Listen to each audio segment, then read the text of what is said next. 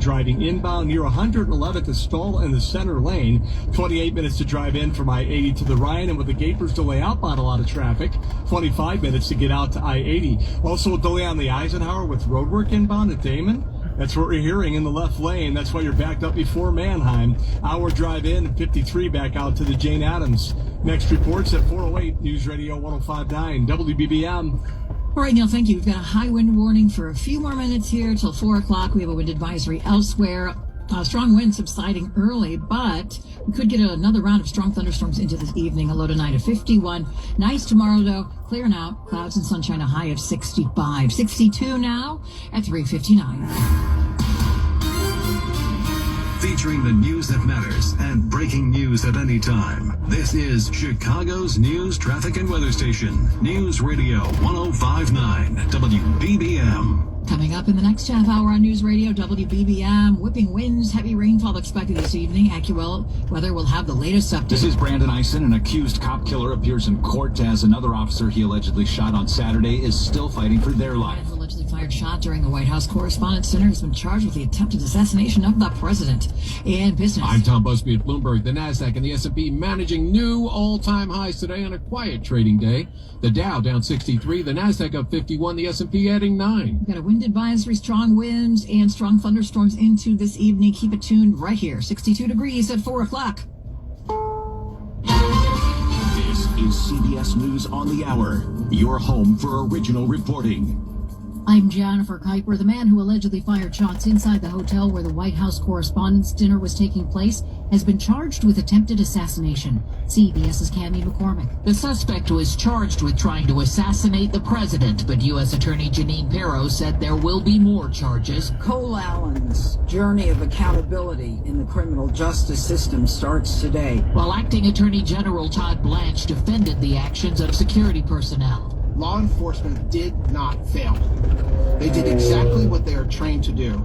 The incident has prompted reviews, including by the White House. The Secret Service said today it will enhance security at events moving forward. White House Press Secretary Caroline Leavitt accuses Democrats, celebrities, and the media of normalizing violence against President Trump. This hateful and constant and violent rhetoric directed at President Trump day after day after day for 11 years has helped to legitimize this violence and bring us to this dark moment. King Charles and Queen Camilla have arrived at the White House. CBS's Stacey Lynn. They were greeted by the president and first lady on the South Lawn. There were handshakes and kisses, and the couples posed for pictures. They then headed inside to have tea in the green room. That will be followed by a tour of the new White House beehive. The king and queen will then head to the British embassy for a garden party. And the formal White House welcome comes tomorrow morning. Stacey Lynn, CBS News, Washington. Residents in North Texas are cleaning up after a pair of tornadoes ripped through the region over the weekend, killing at least 2 people. The damage and destruction has left Runaway Bay, Texas resident Jesse Gonzalez shaking his head. I couldn't believe it was happening. I just retired 2 years ago. This was our dream house. Tornadoes, large hail, damaging winds, and flash flooding threaten the Midwest tonight into tomorrow. The White House says that it will not negotiate through the press in response to questions about Iran's conditional proposal to reopen the Strait of Hormuz if nuclear talks get pushed back. The U.S. has demanded that all nuclear activity should stop. CBS's Jared Hill with the latest. Arriving in Russia to meet with Vladimir Putin Monday, Iran's foreign minister blamed stalled negotiations with the U.S. on, quote, "What's up, everybody?" Over the weekend, President Trump abruptly called off plans to send senior advisors Steve Witkoff and Trump's son-in-law Jared Kushner to Pakistan for a second round of direct talks with Iranian officials. The U.S. official confirmed to CBS News that Defense Secretary Pete Hegseth and singer Kid Rock flew in Apache helicopters from Fort Belvoir today. The Pentagon has not yet replied to a request for comment. This is CBS News. I want to know what's going on in the world. I'm Tony. There are big questions that all of us are asking. I want to get you the answers. How are you? I'm Tony DeCoppel. Join me on the CBS Evening News. Chicago's news, traffic, and weather station. News Radio 105.9 and WBBMNewsRadio.com. 4:03. It is Monday, the 27th day of April. Thanks for joining us this afternoon. I'm Lisa Fielding. We've cloudy skies, 65 degrees, quiet now. Well, we've certainly been saying in April showers, and we've had a lot of them, will hopefully bring some May flowers. AccuWeather senior meteorologist Brian Thompson joins us live with the latest on the incoming rainfall and storms tonight. Brian. Yeah, we have, looks like the potential for some more showers and thunderstorms, Lisa, as we head into the evening hours. We had a round of some rain and some thunder early this afternoon, a little around and after lunchtime. And then after that, the wind really picked up. We still have some pretty strong winds still across parts of northwest Indiana, but for most areas, there's a gusty breeze, but we're not seeing the really strong, even damaging winds we were seeing earlier. But we will have the potential for more storms into early this evening, really through 10, 11 o'clock, and the potential for some flooding, downpours, damaging winds, and hail, but then it will dry out into the overnight hours. Brian Thompson, News Radio 105.9 WBBM. All right, Brian, thank you. He'll be back coming up at 4:15. And we've learned some new details this afternoon about a man now charged in the shooting death of a Chicago police officer over the weekend. WBBM's Brandon Eisen has an update to the story we first told you about Saturday morning. Arrested earlier that morning under suspicion of armed robbery, 26-year-old Alfonso Talley told the arresting officers that he'd swallowed several bags of drugs, which is why he was taken to Swedish, according to court documents. While awaiting a CT scan in a hospital gown, prosecutors say Talley somehow hid a gun under a blanket. He then shot Officer John Bartholomew in the head when he uncuffed Talley. Shooting the other officer in the face, he then shot out a window and escaped from the building. He was later found hiding under a porch in the surrounding neighborhood and taken into custody. Talley refused to speak in the courtroom, and the public defender noted being unable to have a private conversation with the man now charged with the murder of one Chicago police officer and the attempted murder of another. Officer Bartholomew's partner still fighting for their life. Records show Talley, a South Shore resident, had several warrants out for his arrest at the time and had spent nearly the last decade in and out of prison on armed robbery charges. He had been on electronic monitoring since December of last year. Brandon Eisen, News Radio 105.9 WBBM. Well, charges also filed today in connection to that gun that was used in the Swedish hospital shooting. A woman allegedly lied 2 years ago while purchasing the 10-millimeter Glock pistol. Federal prosecutors say Olivia Burgos bought the gun from a store in Maryville, but according to the complaint, Burgos falsely indicated she was buying it for herself when it was for her boyfriend. She's also accused of lying about where she lived, and still not clear how the gun ended up in the hands of the man charged in the hospital, or if that man could be her boyfriend. Meantime, Chicago Mayor Brandon Johnson has nominated a former federal prosecutor and corporate auditor to serve as the city's new inspector general. David Glockner spent almost a quarter century in the U.S. Attorney's Office in Chicago, including 11 years as head of the criminal division, where he was involved in the convictions of former governors George Ryan and Rod Blagojevich. Most recently, he was head of compliance for Exelon, the parent company of ComEd. Former federal prosecutor Patrick Collins served with Glockner and calls him an inspired choice. A guy who knows how the unfortunate underbelly of government can work sometime, and I think that's exactly who the mayor needs to run the Inspector General's office. If he's confirmed by City Council, he'll succeed Deborah Witzberg, whose last day as IG was last Friday. Witzberg would not comment on the mayor's selection of Glockner. Johnson calls his nominee a seasoned public servant.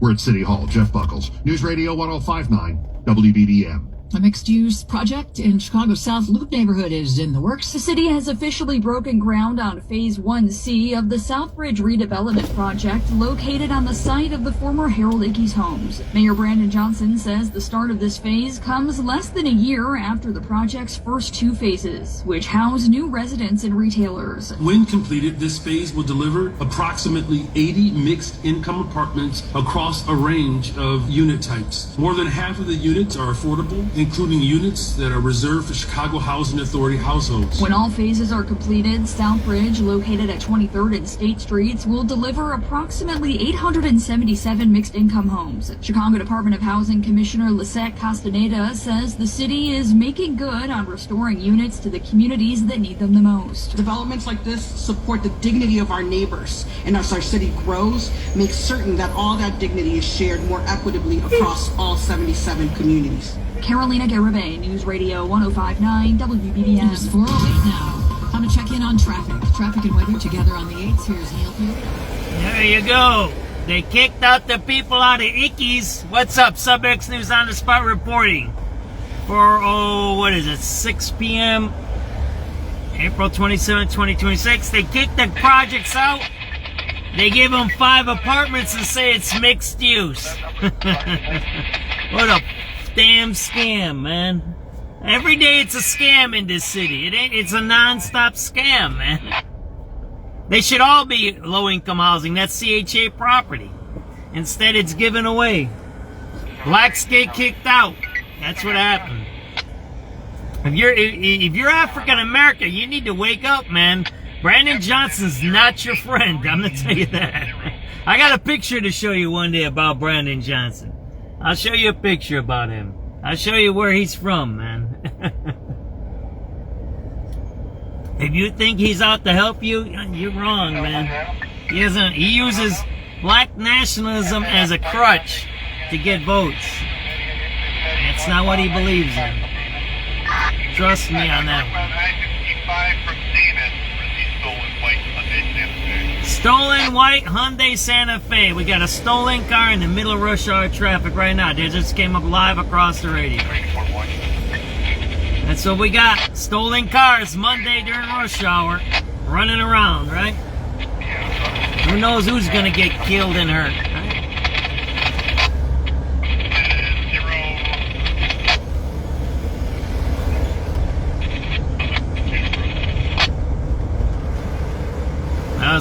When I was coming downtown, I'm like, man, it's really empty today.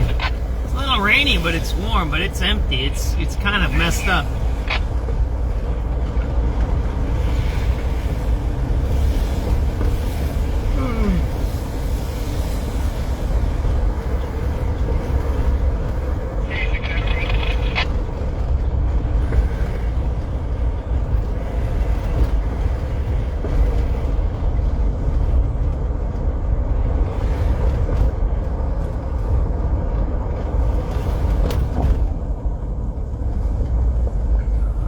Everybody had a good weekend. My computer's frozen, so everybody, if you could stay by for just a second. What I'll do is I'll probably put on the... We'll listen to some... Let's see if there's any news on it. It's at record highs. It's 410. Penny Mustard is proud to introduce the latest innovation. I mean, the crime stats are off the charts now. We're in double digit... We're in double digit increases now in crime in the city. Double digit. Last year there was one homicide over the weekend. This year we had 5, including 1 cop and then 1 in critical. Plus there was other cops shot at down on 47th Street. Those don't even get, that stuff don't even get counted in those statistics. If no one gets shot, no one actually gets hit, it doesn't get counted. They don't count that. See, when we had ShotSpotter, and this is what I said before they shut ShotSpotter down. ShotSpotter recorded every shot. And no one knows that. Every shot, it was recorded as a separate shooting incident. So now if you got a shooting like that one down on 47th Street, where they shot at the cops, it's recorded, and it was a big one because the news picked it up. But if no one gets shot, it's not recorded as an incident. It's recorded as something happened, but not as it's not recorded. You kind of get what I'm trying to say here? If no one gets shot, then it's like a non-incident almost. It's recorded, and maybe because that was a big one, it's recorded as a shooting. But if that happens anywhere else, those don't get counted as nothing, man. I've been on those scenes. I've been on scenes where they called shootings. I've been there. They pick up the shell casings and leave. That's it. You don't see no paperwork done. I've seen that already. That was over on by 5th Street over there. I was there about, it was 3 homicides that day I think I covered. 3 or 4 homicides in one day. And there was one that started it, and then it started cascading. It was bad. It was, I think, 3 homicides that day. Within about 2 or 3 hours. And it was all around that area, by 5th. It started over by, and back at was it by the United Center? It was a little west of the United Center over there. Yeah, it wasn't by the Oakley Gardens, Oakley Apartments, not there. It's a little west of there. And it just started, and it was crazy out there that night. So, and that's what happens when you hide statistics and you play manipulate. Look at that, the elevator shut down by the Cultural Center. What kind of city do we have, right? Look at all these buses here. There ain't nobody on those buses, man. Look at all these buses. It's a patronage operation. See that? There ain't nobody on that bus. Let's see how many are on this bus. I don't know. I see maybe 2, 3, 4. Let's see on this double-decker bus here. This is a double-wide bus, right? I say 3, 4 in the back there, 5, 6, 7, 8, 9, 10. I see about 15, 20 people on that bus. That bus maybe sits 75 people, right? You got 4 buses with maybe about 30, 40 people total, right? That's it.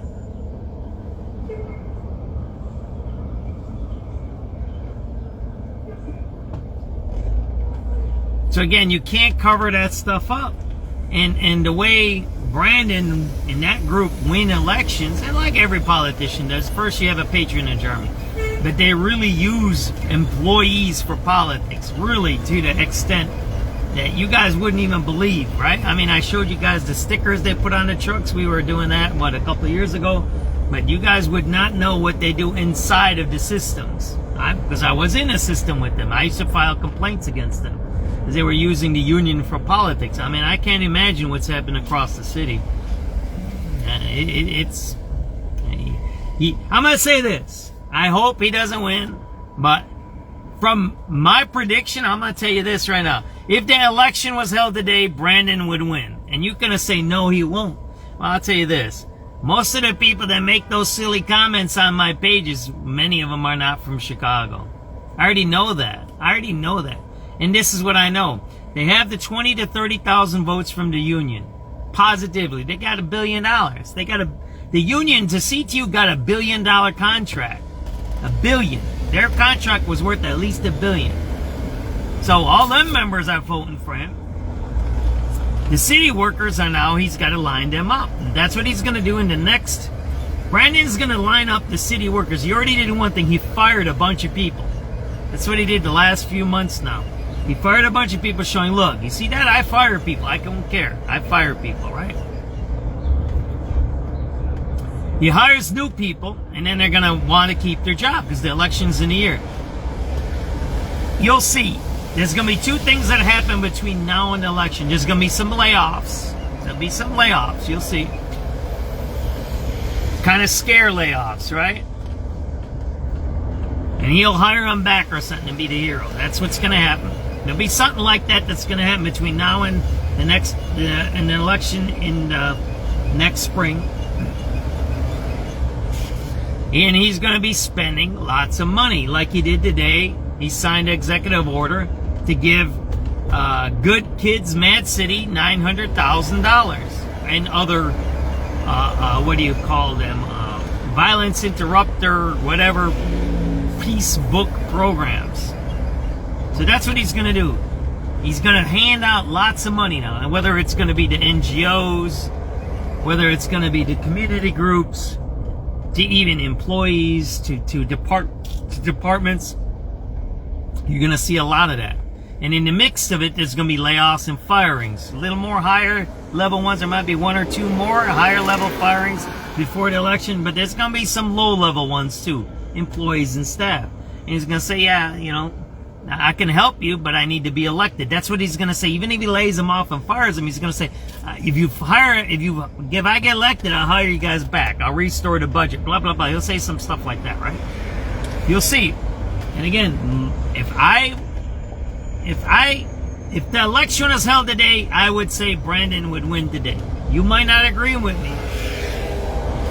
But how many people are from Chicago? Do you actually know how Chicago works? Have you worked in an election? Have you been part of an election? Here, that's what I'll tell you. The only thing that counts in an election, you know what it counts? The votes. That's what counts. Election day counts. Not what you say on the internet. Not how many comments are made. Not even how many people go to prison. Not even how many people go to prison. It don't mean anything. That means 0. It's how many people vote. Get out the vote. That's all that counts. That's all that counts. And Brandon has the machine. He has the union. He has now the state IFT. Because Stacy's over there. They're starting to wiggle into the state stuff. But that's going to help them because they got some millions of dollars over there. The union has about 20 to 30 million bucks. The state has another, I don't know, what's their state budget? No, maybe 30 to 40 million. So he has 60 million. And then he's got what? He's got the school budget, with his $10 billion, and then he's got the city budget, with another $30 billion, plus all the properties, right? So if he does this CHA project, gives it to private developers, guess what the private developers are going to say? Well, Brandon's good. He gave me this job. And he gave you all those jobs. All the people that the developer hires are now what? Under Brandon. They don't care what he says. BLM, defund the police. A guy who comes to work, they don't care about that stuff. It has nothing to do with him. If he can pay his bills, get a check, that's all he cares about. Well, who gave us the contract? Brandon Johnson. Well, I'm voting for him. That's how it works. It's always worked like that in Chicago.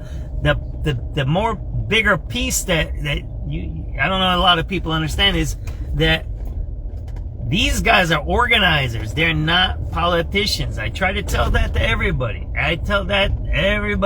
You think he's a bad politician. You think he's a bad leader. You think he's a bad teacher. He's none of those. Zero. He is a politician. He's been working in politics since he's been a young guy.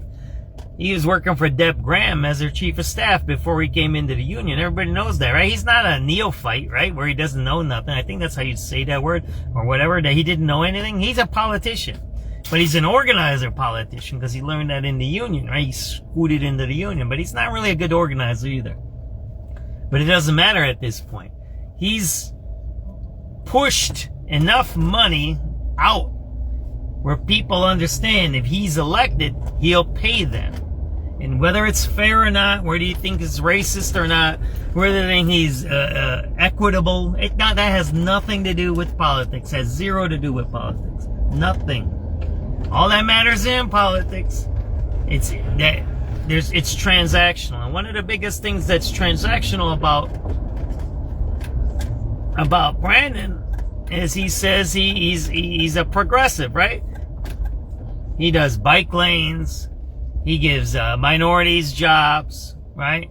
He focuses on he says like the Ickes homes now, right? He's going to fix it up because it was so dilapidated and they're so abused and it's been so bad. Well, somebody tore down the project. So yeah, it's not there anymore. So now he's going to say he's building something new when it was actually torn down, which doesn't make no sense. So I just wanted to say that out there, right? Let's see if there's anything on the news. Otherwise, we're going to get into the news. Road in McHenry and Rawsonbridge Road in Cary. The big question, how much rain arrives early this week? Forecasters say it's still uncertain with the potential for isolated heavy downpours or storms that miss the area altogether. If that heavier rain hits upstream, though, it could push the river back toward major flood stage. Emergency crews are urging drivers to stay off those flooded roads, reminding everyone, turn around. Nah, it's not, my brother. No, it's not.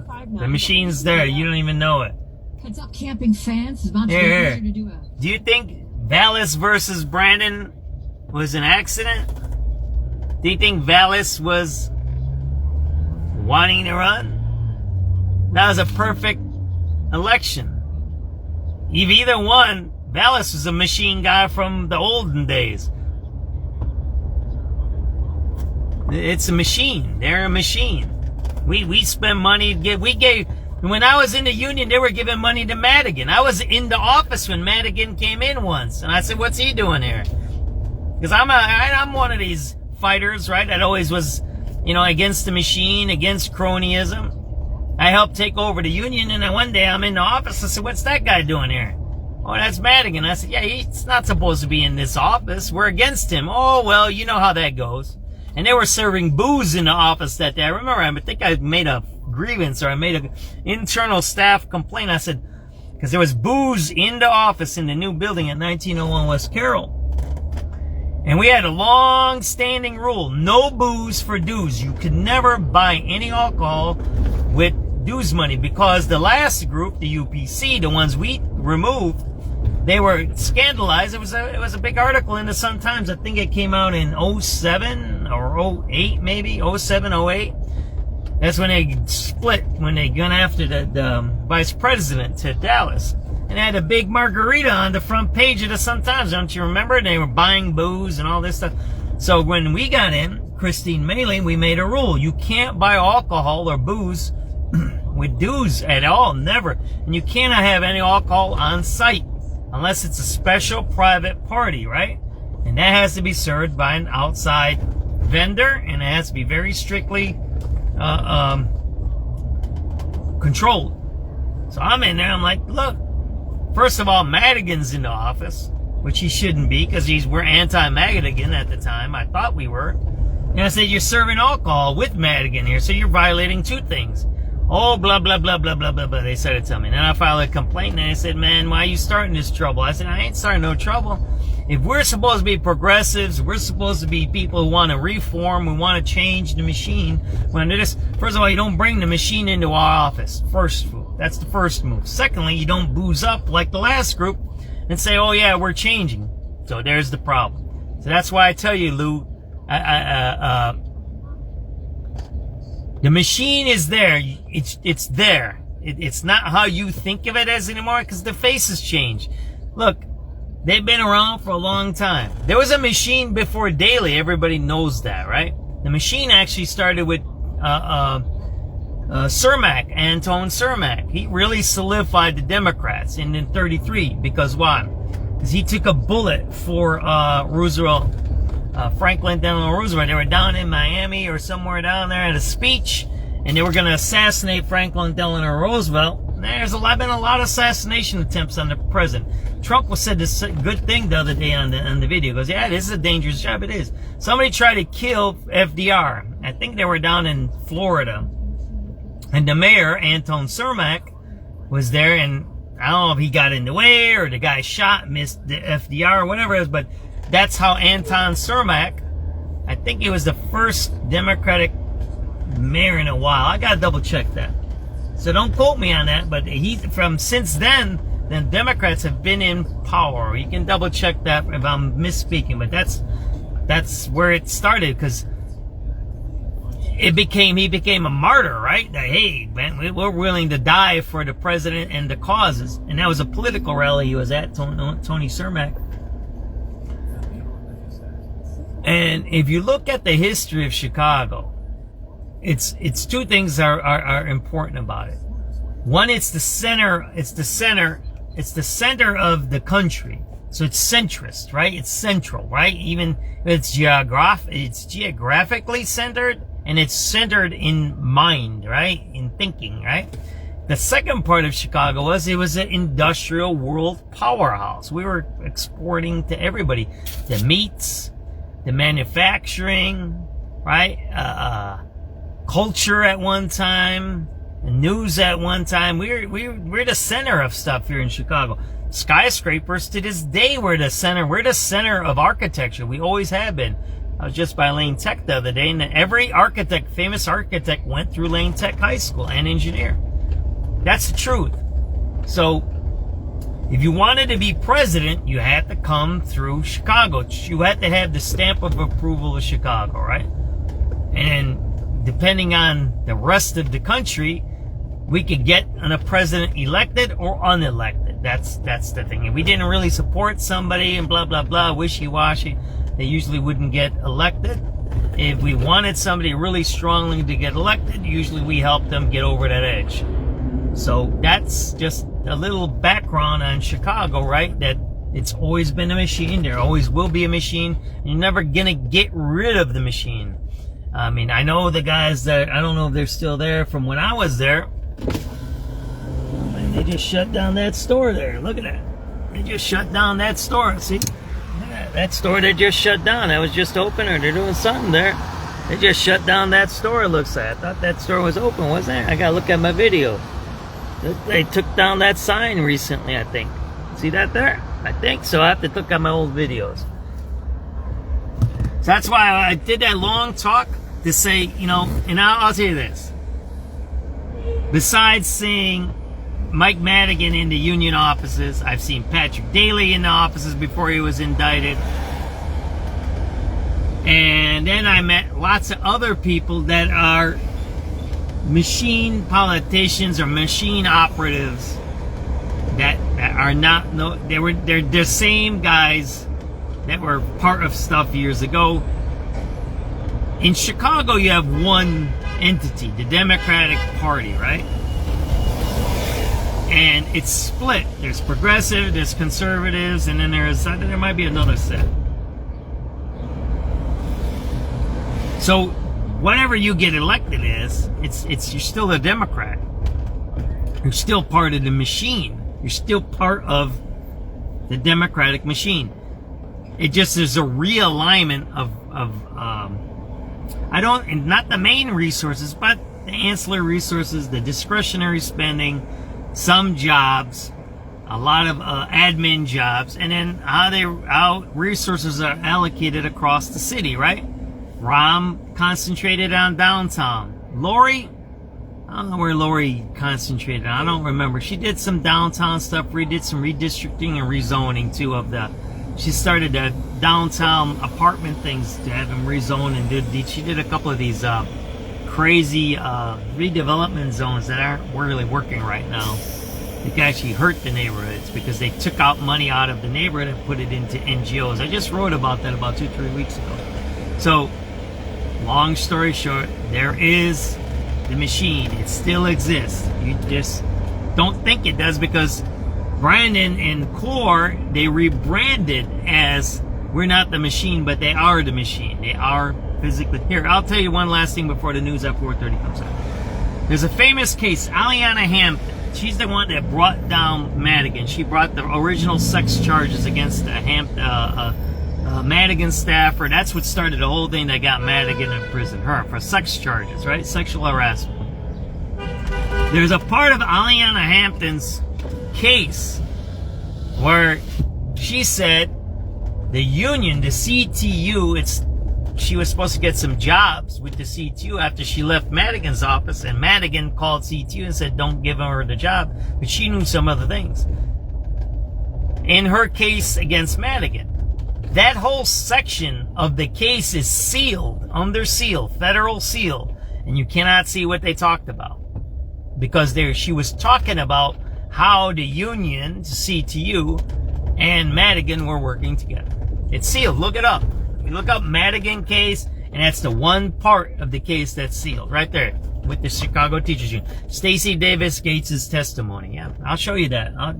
You can see there a couple of us wrote about it. All right, let's listen to the news. On Wall Street, the Dow down 63 points, but the Nasdaq up 51 to a new all-time high. The S&P also had a new high, up 9. I'm Tom Busby at Bloomberg. Right now, cloudy, quiet, 65 degrees, but things could be changing soon. There's an ongoing ground delay at O'Hare Airport due to the incoming weather. We're going to turn to AccuWeather senior meteorologist Brian Thompson for the latest on the incoming storms. Brian. Yeah, we had the rough weather earlier in the afternoon, Lisa. We had some heavy rain with some of the kind of that area of rain that moved through, and then right behind that rain, we had some very strong winds. Winds gusted to about 54 miles per hour at O'Hare, 67 miles per hour in Aurora. We're in a bit of a break right now. The sun is even coming out in some areas, but we really have nothing in the way of rain or thunderstorms across northern Illinois right now. But we are expecting some additional showers and thunderstorms to develop into this evening, and some of those could still be strong with flooding downpours, damaging winds, and hail. Now, as we get after midnight tonight, the storms will largely push off to the east and will dry things out, not just tonight, but through tomorrow as well. Brian Thompson, News Radio 105.9 WBBM. Brian, thanks so much. 4:32, national news now. The alleged suspect in the White House Correspondents Association dinner made his first court appearance today. And the incident is likely to trigger changes to how the Secret Service protects the president and his cabinet moving forward. CBS's Natalie Brand has the latest. 31-year-old Cole Allen appeared before a judge accused of charging the security checkpoint in the hallway outside the White House Correspondents' Dinner. Allen is charged with use of a firearm during a crime of violence, transportation of a firearm with intent to commit a felony, and attempting to assassinate the President of the United States. Investigators say a manifesto allegedly written by the suspect revealed he intended to target Trump administration officials. Prosecutors have not revealed a motive, but in the affidavit says Allen called himself the, quote, friendly federal assassin. Well, also in Washington today, the National Trust for Historic Preservation says it will continue its lawsuit aimed at stopping construction of the new ballroom at the White House. The case is now before the D.C. Circuit Court of Appeals. A lower court had halted construction, but that order is temporarily on hold, allowing work to continue until at least early June. The Justice Department had urged the trust to drop the case, but the group says it will not back down, arguing the project must follow federal law and requires approval from Congress. Stacey Lynn, CBS News, Washington. 4:33 back in Chicago. The man accused of shooting and killing a Chicago police officer and critically wounding another appeared in court today. Prosecutors say 26-year-old Alfonso Telly had a 10-millimeter handgun underneath a blanket. pulled it out and shot the officers at close range. It all began Saturday morning when Talley was arrested following a robbery. He told officers he had swallowed several bags of drugs, so he was brought to Swedish hospital. When Officer John Bartholomew uncuffed Talley from the hospital bed, he allegedly pulled out that handgun and shot him in the head, killing him. He's then accused of shooting a second officer in the face. He's in critical condition before he shot out a window to escape.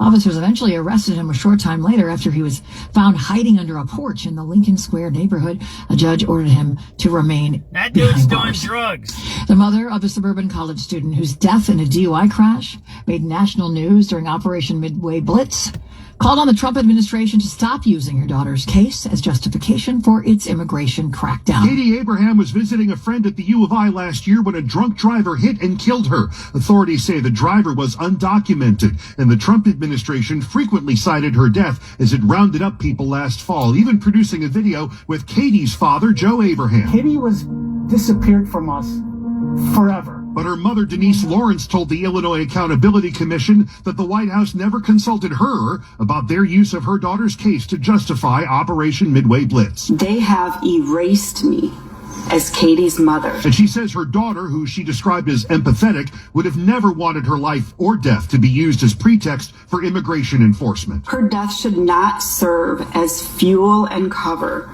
for the Trump administration's political agenda. The commission has been hearing testimony for more than 2 months. It's releasing its findings all week. We're in the loop. Jeff Buckles, News Radio 1059, WBDM. Former federal prosecutor and corporate auditor is in line to serve as Chicago's new inspector general. Mayor Johnson says he's nominating David Glockner to take over as the city's top official government watchdog. Glockner spent nearly a quarter century in the U.S. Attorney's Office in Chicago.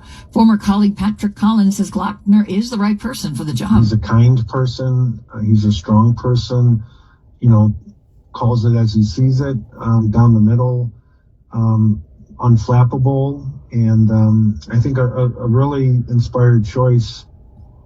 Glockner most recently served as head of compliance for ComEd's parent company Exelon. The city council still has to confirm his appointment. And a man jumped into a freezing river to rescue his dog and almost didn't live to tell the tale. Hans Nagreth is a real estate agent in Boston who thinks of his 2-year-old golden doodle Benny as a son. Benny was off leash on a path near the Charles River when he suddenly took off after 2 geese and ended up in the river. I kept calling, Benny, come back, Benny, come back. Couldn't even hear me, didn't turn around. Nagreth did what he had to do. I was just picturing Benny drowning. He said at one point he couldn't move his arms and thought he was going to drown. Somehow, he and Benny made it to land. Christopher Cruz, CBS News. I trust Pella Windows and Doors with my home when it matters most. They're the local experts who know our area. That dude's doing drugs right there, man. He ain't doing reefer. You think he's doing reefer? Look at that. That dude's doing drugs right there, man. He's probably doing some crank or meth or some weird shit that they sell right down the road. See, he's got the pipe right in his mouth. Don't you see that there? He's got a pipe in his mouth, man. There you go. You're watching drug use in downtown Chicago. It's 4:36 p.m. That's what you're watching. The dude's doing drugs right there, man. Right in the open. You just seen him, didn't you? I ain't making this shit up. Sorry about my swearing.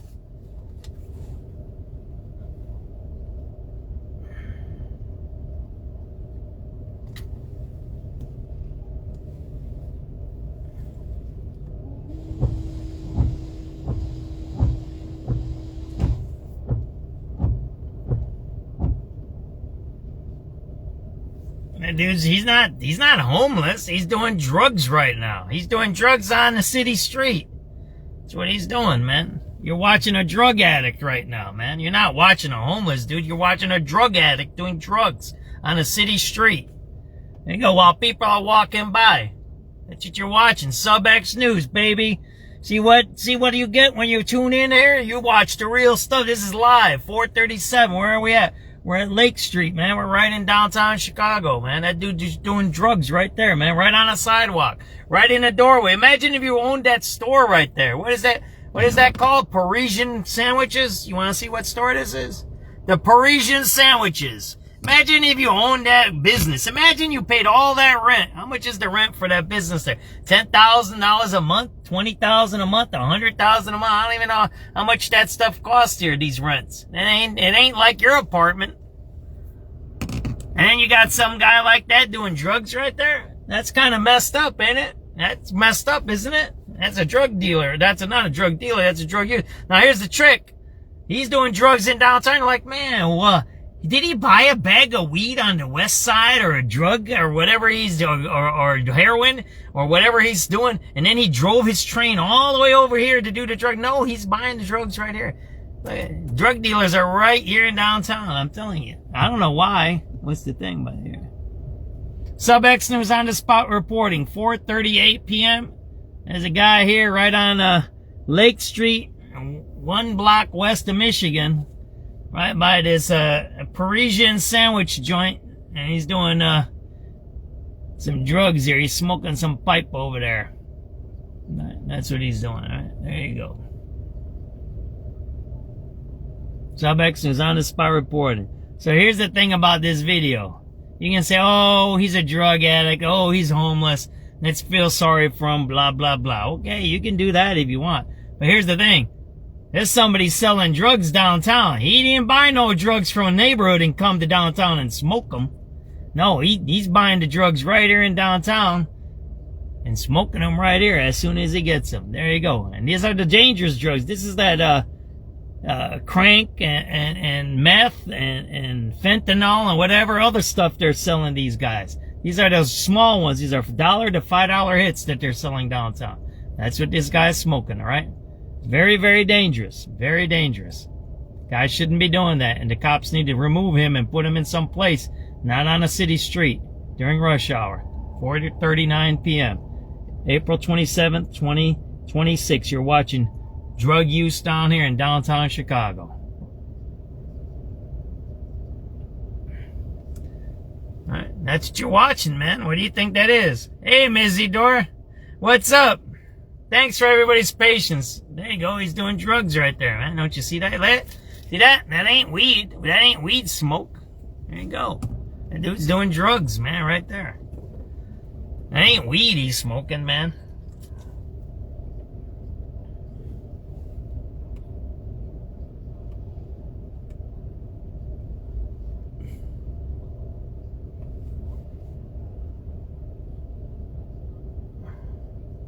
Think any of that money that Brandon Johnson's giving to the Good Kids Mad City, $900,000 is going to help this guy? You think it's going to help him? I doubt it. Open drug use over in downtown Chicago during the rush hour. We're over at Lake Street, 1 block west of Michigan Avenue, in the entrance of a business. 4:35 p.m. April 27th, 2026.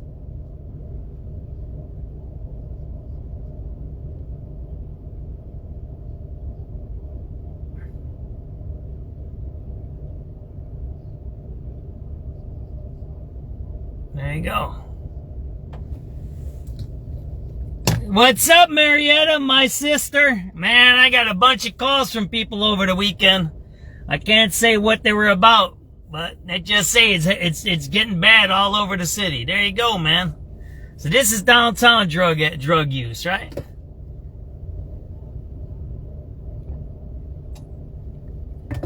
That's what you got. You think Brandon Johnson's helping that guy? I don't think he's helping that guy. They don't care about that guy.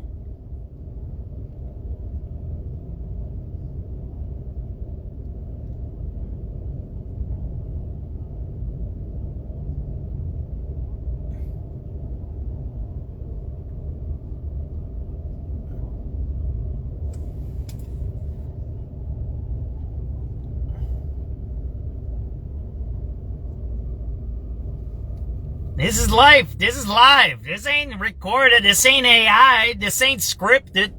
I didn't plan on watching some dude doing drugs over here, man. That's not why that's not stuff I like to watch. Well, it's happening, so I stopped so you can watch it. You need to watch this, and you need to share it. And you need to talk to the representatives. You need to talk to the teacher that's in your school and say you're a part of that union. Why do you support this? What are you going to do here? Look, you're a progressive. Your mayor's in charge. What are you planning to do to help this guy right here? You see this video? Look at this video I'm watching live. What are you going to do right now to help this guy? Well, we're going to make programs and $1 billion, and we're going to do Ickes homes, and we're going to throw out blacks, and we're going to do CHA, and we're going to hire this. No, that's not. What are you going to do right now for this guy? Nothing. That's what they're going to do. Why? Because they use this guy against you guys. They use drugs. They use gangs. They use crime. They use raping, they use transes and all that other crazy stuff to destabilize the working class. That's what they do, right there.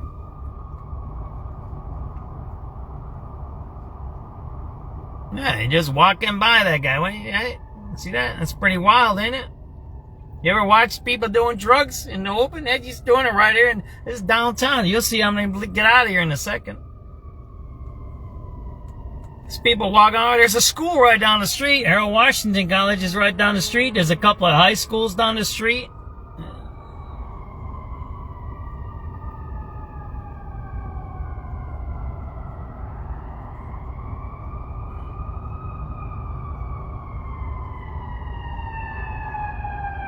He looks like he's missing fingers on one hand because of frostbite. See his one hand? It looks like he was missing fingers there. Did you see that? On his, looked like his right hand, he was missing fingers there.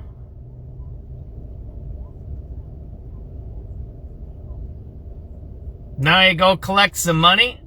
See, he starts asking for money right off the bat. Give me money, give me money. He gets $3-4, and he can go get another hit. There you go. SubX.News live. Uncut, unedited, as Martin G. Johnson used to say, right?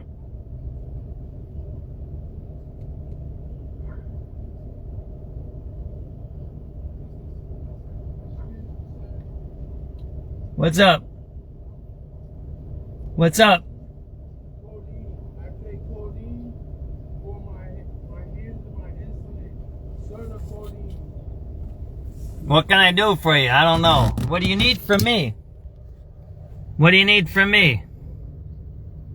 Man, your bones, man, you need to be in the hospital there, my brother. You need to be in the hospital, don't you? I just got out. Why don't you go back in? Your bones are showing there, brother. See, 4/24/2006. Yeah, you need to go back to the hospital, man. Your bone. Be in and out of inpatient. Yeah, your fingers are falling off there, my brother.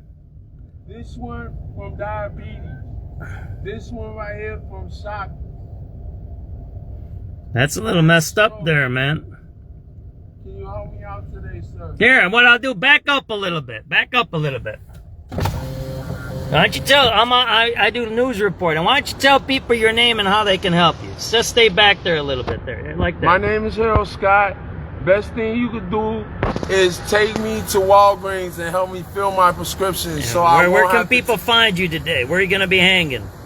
I will What be street? over here by the McDonald's on Lake Street? Over yes. there? So what's your name again? Harold Lindsay Scott Jr.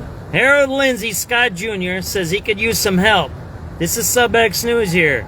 If you want to help this man, you're going to be there. You stay here downtown or on the Lower Wacker Drive, or where you stay at? I stay on the blue line. You stay on the blue line, all right. But how long are you going to be at the McDonald's over on Lake? That's the one by where they're fixing the building, right? Yes. You know, there's a McDonald's over by I think that's called the, what was that? That was the government building at one time, the Thompson Center, right? All right, so you're going to be inside or outside? Where are you going to be hanging? You're going to be panhandling, try to get some money, right? Yes. So he's going to, Henry, right? Harold. Sorry, Harold. So Harold is going to be over by the McDonald's over there. If you can come out here and help him out, help him out. What's the best thing people can do for you? Give you money, give you a place to stay. You need what? What do you need? Money and a place to stay. So he needs money and a place to stay. I need a payee. What's a payee mean? Tell this to people. SSI. What does that mean? I don't know. You got to... Social service income. Okay, and you need somebody to collect your money for your son? Yes. All right, so there you go. So look. I'm handicapped. So if you want to come out and you want to make a difference in Chicago, that's what SubX.News does. My name is John. I run a news agency. I do news reporting in downtown, okay? You want to help Harold, right? You want to help Harold out? He's going to be at the McDonald's. You'll be out there till dark, right? Maybe. Then you got to crash out on the train, right? So you come out there. You want to give him some money. You want to pick him up. You got an extra room. Would you stay at somebody's house if they picked you up? Yes. Just to crash for a few nights to get your stuff together? Because you said you just got out of the hospital, right? All right, so he just got out of the hospital. So he needs a place to crash. Why don't you show people your fingers how bad they are? It's really bad. And what is that? That's from what? Why are they that bad? Frostbite.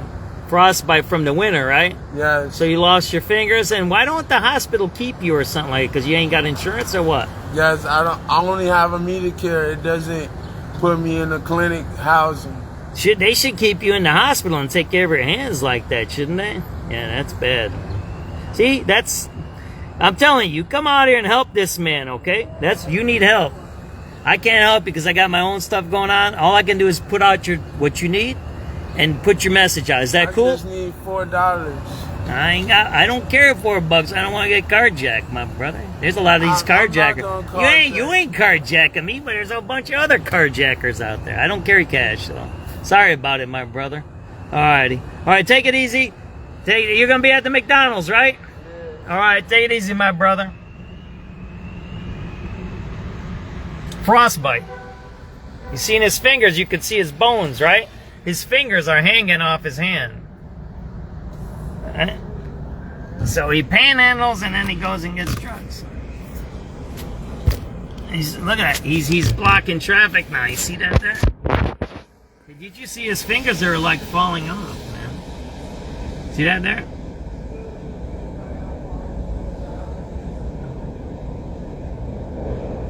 That was kind of... Alright, there you go. SubX.News. SubX.News. Why are they helping that guy out, man, right? They need to help that guy. That guy's not supposed to be on the street. Did you see his bones were showing? Everybody's seen his bones, right? So, SubX.News, man. We don't sugarcoat it here, man. We give it to you as soon as we got it, man. I'm kind of freaked out right now. That's all I gotta tell you. I've never seen that in my lifetime like that. That kind of... my brain is kind of messed up from seeing that, man. I'm kind of jacked up right now after seeing that. It's kind of messed up. I was right here. This dude just got out of the hospital and is doing drugs out here.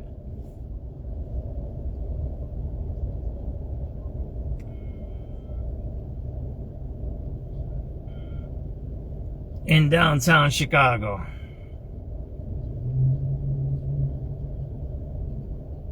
That dude needs some help, man. The cops need to get him a place to crash, man. He shouldn't be walking around like that doing drugs, man. I don't know, I'm gonna tell a cop. What was his name? Harold, right? I'm not telling. They need to cops need to take care of that guy, man. His fingers are falling off, man. That's some messed up shit there. I'm sorry to swear, everybody, but I'm kind of shocked. I don't even know what to do right now. I don't even know if I can drive right now. After I seen that, that's kind of scary. Yeah,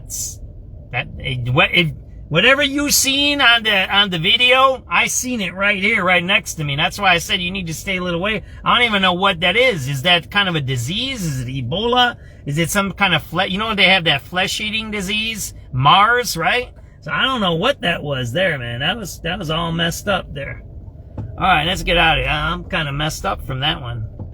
And I'm telling you, I'm a normal person like everybody else, man. I just run around with he's asking everybody, showing his fingers, man. I think they need to help that guy out there. Let me see if there's a cop around, man.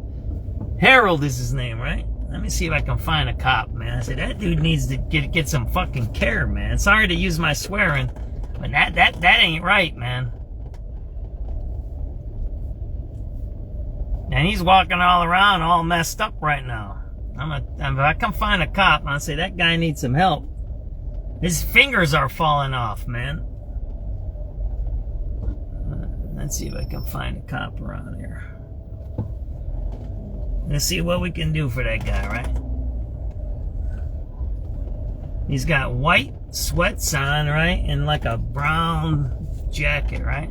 So if I see a cop, I'll tell him to go see that guy. His fingers are falling off, man. Yeah, that's kind of messed up there. I don't think there's any cops around here. And he's asking for money. He's going to go do drugs, right? Now, you seen him. He was doing drugs. He's that messed up. He doesn't even know how bad he is. The drugs he's on, that they say these new drugs, they don't even realize their arms fall off. It's part of that. It's like a zombie drug. It makes people like Walking Dead people. It's kind of messed up stuff. Where are we at? We're at Michigan, and I think this is Wacker, right? If I see a cop, I tell him, come and check that guy out, man. There's a dude with his fingers falling off. Yeah, right? But did you see his other hand? One hand, you could see his bones. Did you see that? That was kind of messed up, my brother. I never seen that stuff. That's kind of wild, man. I'm not making fun of that, man. That freaked me out, man. I've never seen that. I've seen some stuff, really bad stuff. I never seen that stuff right there, man. Oh, man. And the guy's walking around doing drugs saying, give me money, right? I don't know, man. You're gonna be a tough person, man. Some of this stuff you see out there is kind of messed up, man. Again, those drugs they're giving them now are really cheap. See, they're doing drugs right there. There's more drug addicts right there. They're all over. The drug addicts right there. See that there? So, I don't know if you've seen these guys here.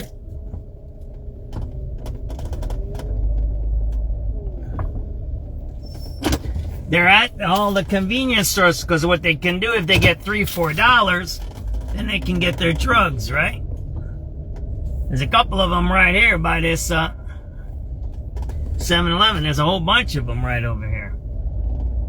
I know the video cut off, so I'm going to go in a circle here to try to show this to you, right? I'm going to turn around here. There's a whole bunch of them right here.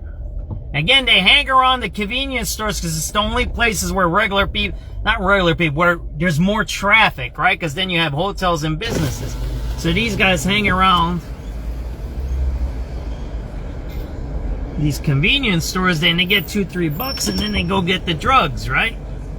They get it's a mix. They put a little meth in there, they might put a little fentanyl in there, they put the tranq, it's called Tusi. There's a guy right there, maybe, right there. Oh, he's probably just a worker, right?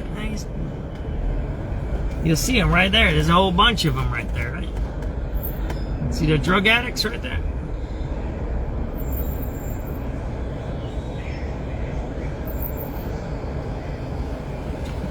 SubX.News on the spot reporting 4:56 p.m. It's April 27, 2026. We're at downtown Chicago. We're at Wacker and Wabash. We're at the 7-Eleven. There's a lot of drug addicts right now in downtown. So there's heavy drug dealing happening. That means there's drug dealing happening. And they always panhandle in front of convenience stores. Why? Because they can get a quick few bucks, right? Somebody gives them $1, $5, even $10. They can go get the drugs. Because you can buy these drugs for $1 to $5 hits. You'll see them. There's a bunch of them right there. They're benders, right? There's a lady bending. We just seen a guy without his fingers came up to our car panhandling. So there's a lot of drug usage and drug dealing happening in downtown Chicago. And now I'm realizing it's towards the end of the month. So everybody's broke, right? So they might be getting a little bit hooked up, right? There you go. There's a bender right there. You see that there? See right there? The drug addicts, downtown Chicago.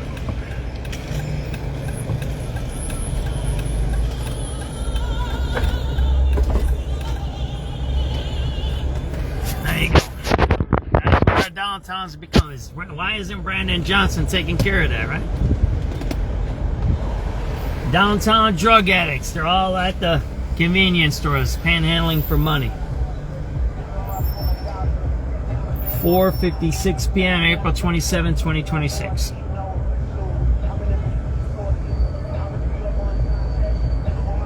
That was some wild stuff, those fingers, huh?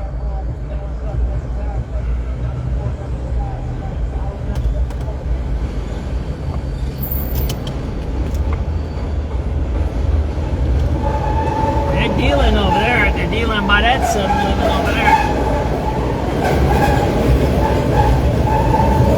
I didn't mean to freak you guys out. That just happened. That was the guy that was doing the drugs right there, right? He was underneath his head doing drugs right there on the sidewalk, and he came up to our window, right? I didn't even know he did. I thought he walked away. I wasn't paying attention. I gotta start paying attention. I'm bad on paying attention.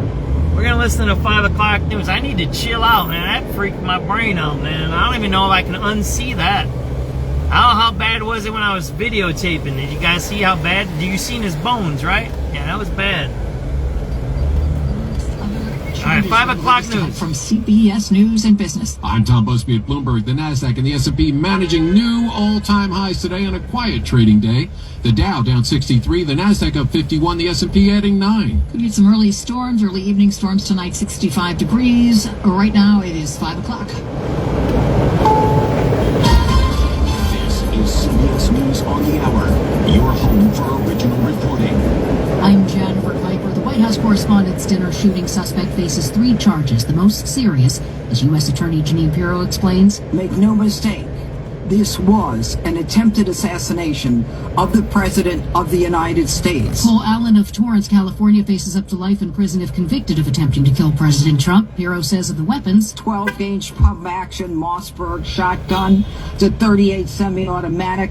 He had at least 3 knives and all kinds of paraphernalia. Pirro says there will be more charges as the investigation continues. CBS's Anna Schechter. I do think that we could be talking about terrorism charges right now, and Todd Blanche said this. They are investigating a couple of different groups that he might have been associated with, and they are going to try to find evidence where they could build a case for that. President Trump's large, high-profile events in the coming months will face new security questions. CBS's Ed O'Keefe says the White House Chief of Staff will likely address the issue. Susie Wild is going to hold a meeting, they keep telling us early this week, so not necessarily today, to go over the details of what went wrong that night and what might need to change. One of the questions we raised today is, will you see the President and Vice President together at public events in the future that aren't necessarily something like the State of the Union or some other government event? King Charles and Queen Camilla have arrived in Washington, D.C. as the head of the British monarchy kicks off a 4-day visit to the U.S. It comes amid tensions between President Trump and the UK government over the war with Iran. CBS's Natalie Brand. On Tuesday, the President and First Lady will host the King and Camilla at the White House for a state dinner. Under heightened security in the wake of this weekend's shooting at the White House Correspondents' Association dinner, the royal trip is intended to celebrate the long-standing special relationship between the U.S. and Britain. I think it's going to be a good visit for not only our country, but for the United Kingdom as well. King Charles will also visit the U.S. Capitol, making him the second British monarch ever to address Congress after Queen Elizabeth in 1991. Secretary Pete Hegseth and Kid Rock flew on Apache helicopters today. CBS's Stacey Lynn. While the Pentagon hasn't publicly commented yet, a U.S. official does confirm the 2 did fly Apaches from Fort Belvoir today. According to flight data, Kid Rock had reportedly flown to the military base this morning on his private jet. This comes after officials launched an investigation in response to U.S. Army Apache helicopters flying unusually low and hovering near Kid Rock's private home in Nashville last month. The incident raised concerns about safety, authorization, and proper use of military aircraft. This is CBS News. What is going on? What's going on here? So we got domestic terrorists trying to kill our president every day now, right? Well, how many times? That's the 3rd time, right? Did you watch his speech? Did you watch Trump's speech after he got, after that one? Was it Saturday night? He did a good speech. You should watch it. We got it on our page. You should watch it. I think I have the transcript of it. If not, I'll put it up there. It's a really good one. Thanks for joining us this afternoon. I'm Lisa Fielding. Right now, quiet, 65 degrees. But after some minor relief from the rain, area rivers and creeks could be on the rise once again because we're expecting some more storms. Let's get the latest now on the forecast live from AccuWeather senior meteorologist Brian Thompson. Yeah, Lisa, we've had a breakthrough much of really a good chunk of the afternoon. We had some of the heavier rain and some thunderstorms around midday. Then behind that, we saw some really strong winds, gusting over 60 miles per hour at times. The strong winds have shifted to the east. Both we've seen the sun try to come out. It has warmed up. Every 7-Eleven convenience store has guys in front of it. They're all drug addicts or drug dealers or both. That one has two. Look at that. There's two dudes in front of that store. Look at that. You can't go into that store without being messed with. See that there? Look. See that there? There's a dude right in the doorway. Unbelievable. Officer and critically wounding another appeared in court for the first time today. The suspect identified as 26-year-old Alfonso. Listen. What's that, man? Oh. Hey, I can't pick up the phone. What's up, my brother? I'm in the middle of downtown. What do you want to do? You want to put that thing on or what? What's up?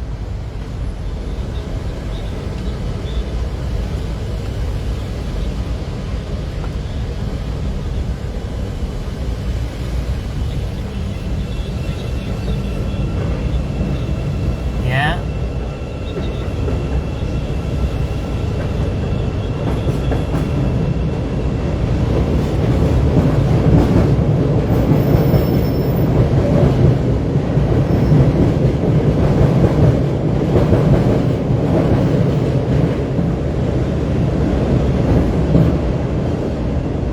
So my axle is bad or the drive shaft is bad?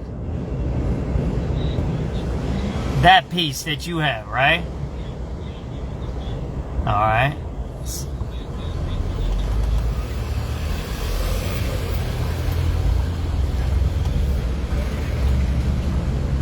Alright, but what's wrong, brother? I understand it's broken, but what's wrong? Why did it break again? Right? Do we know? Yeah. Yeah. Yeah.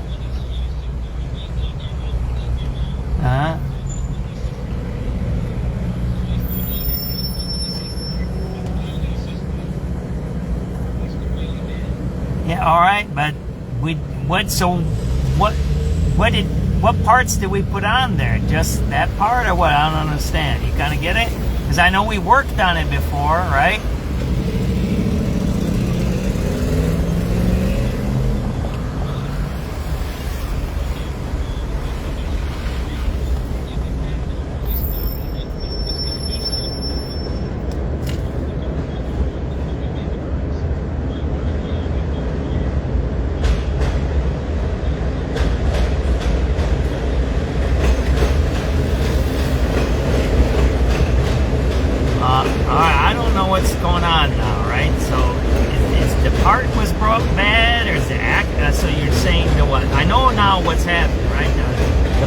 Frozen, right? So we need to get rid of that. It's no good. But is it because of the part we put on there or what? Because it was no.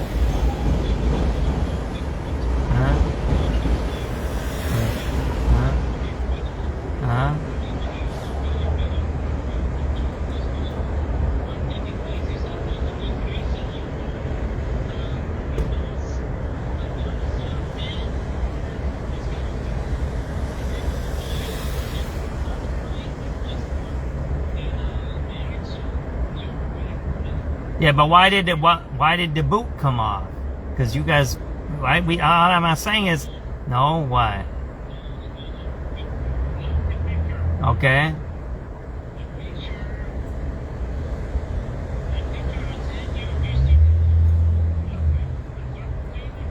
Yeah.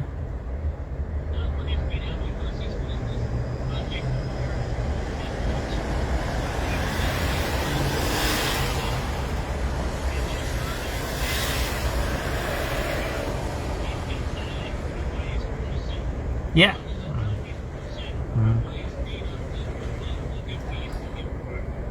But we replace that before, or no, we didn't replace that part. What did we replace? What did we replace?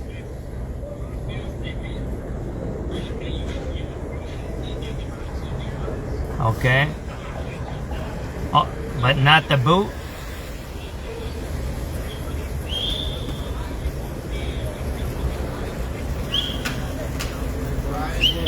Alright, I don't. So how much is this gonna cost me, my brother? I'm whatever. Go ahead, how much is this gonna cost me?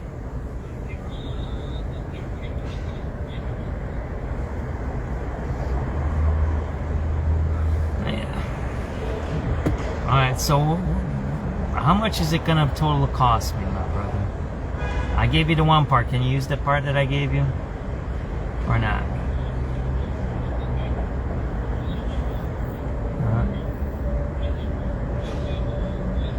Right, yeah. Right.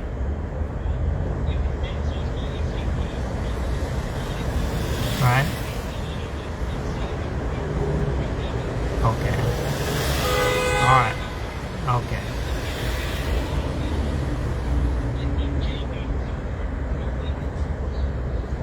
Alright. Alright, well, it needs to be fixed, so. Alright, just do it. So how much do you think it's going to be total, everything?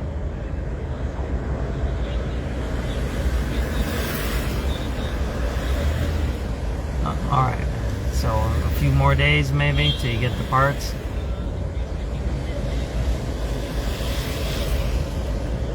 Alright, do whatever you need to do. We need to do it. And then then you're just gonna stop by, throw it on, and then I don't know what's going on. I don't know if you checked. Did you check the steering wheel? It's a little loose again. How do you think about that? It's again loose.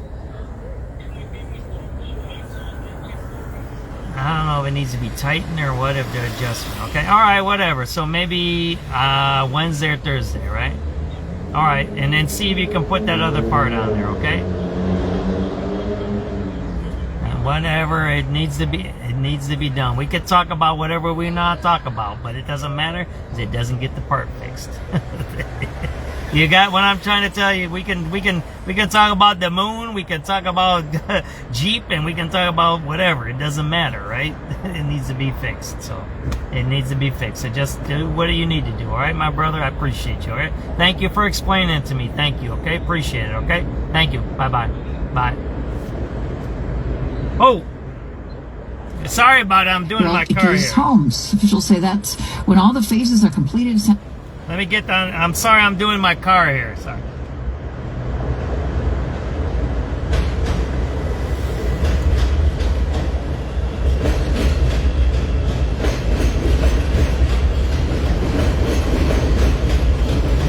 Hey, it's you. Hey, Osito, I got a guy, a friend of mine, he's seen it broke. Can we use a Gladiator on there or not? Front axle, front drive shaft, no, right?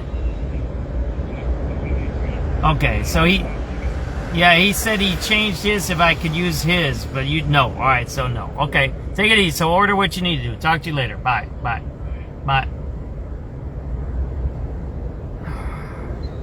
That's my axle. A strong compass who has experience.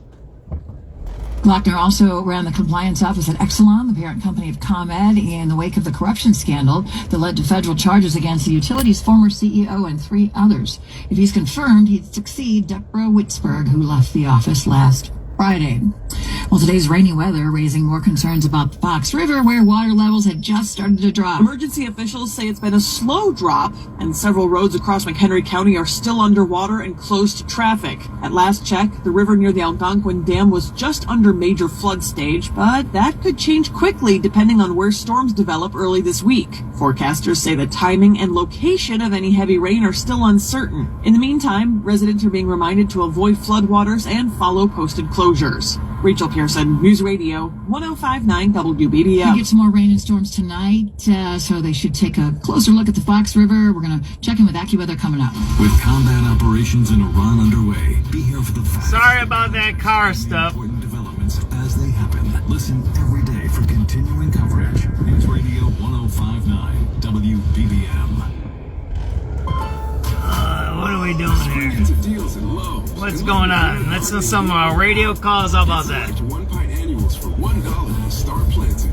Plus, get a free additional Cobalt 40-volt 2-amp-hour battery when you buy a select Cobalt 40-volt trimmer and blower combo kit for your lawn. The smell of fresh-cut grass, new plants, and weekends in the yard? It's springtime, and our best lineup is here at Lowe's. Valid through 5/6. Annuals offer excludes Alaska and Hawaii. While supplies last. Selection varies by location. At Blaze Farm Fleet, we know. Let's hit some radio calls, everybody. See what's going on with the police, right? So you heard, everybody heard, I don't know if you heard it earlier, the guy snuck a gun into the hospital somehow. Somehow he got a gun in there. It was a 10mm Glock, it sounds like. And it was purchased by someone else. They already traced the gun. So it was purchased by somebody else, whether it was his girlfriend or not. He had that gun always on him. It was never found for some reason. So he was arrested for a robbery at the dollar store, and then he was taken to the hospital. So both times they missed the gun. Unless the gun was hidden at the hospital somehow. We don't know. So that's the problem now. Where was the gun? How did he get the gun, right? Did you hear what they said, right? Did you heard about the shooting of the cops? He had a gun from his girlfriend. It was a 10mm Glock. He shot him with his own gun. Somehow he got it into the hospital. What he did is he told him he's having a heart attack. So he goes to the hospital. Maybe he already knew the procedures that they wouldn't fully search him. But why didn't they fully search him when they took him into custody? Because they took him into custody for what? Armed robbery. It's what happened here. He was arrested for armed robbery. They were robbing a dollar store in the morning. On the scooters, there's videos of it. Have you guys seen it? I haven't put it yet on Substance and SubX. There's videos of him robbing a dollar store on a scooter. He was on one of those paid scooters. So they were robbing people. Armed robbery, gets arrested, somehow hides the gun. They said he hid his. One report says that he hid his gun in his anus, in his butt. That's one report it says, or somehow in his fat folds because he's overweight. And but I don't know why you wouldn't check that stuff. If he's in an armed robbery, wouldn't you check for guns everywhere? And then, I guess, as soon as he uncuffed him at the hospital, they got shot. And what I heard from most people on Second City Cop, a blog post. These are all it's a cop post blog, right?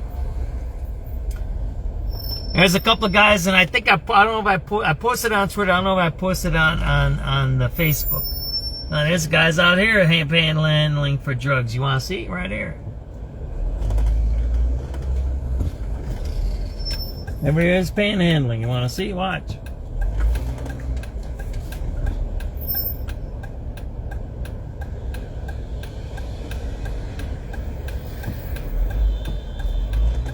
Right there. Look. See that there? There's more right here. See that?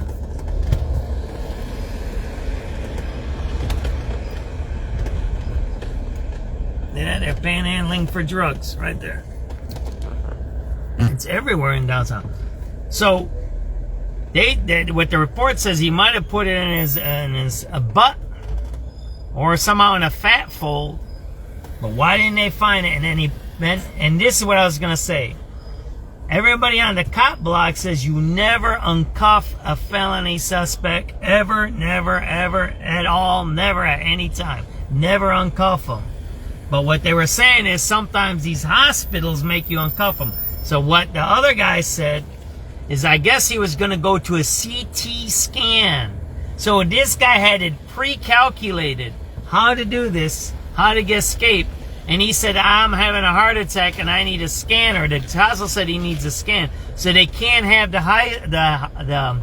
he couldn't have the handcuffs on him to go into the machine. But what somebody said, he said that happened from before. A cop, he says they have different restraints that are not metallic. And that's what they should have did somehow. And unfortunately, something happened here, right? It sounds like he knew what he was doing. The cop killer knew what he was doing. And there was one fatal mistake when they uncuffed him and he got the gun. It was on. But I don't know why they didn't grab him, or I don't know. We're going to have to learn more, right? Maybe we'll never learn. Maybe we're never going to know what actually happened when he uncuffed. How did he get to that gun so quick, right? It's a sad story there. All right, let's do some radio calls. I'll go back to about 5 o'clock, right? And let's listen what's going on.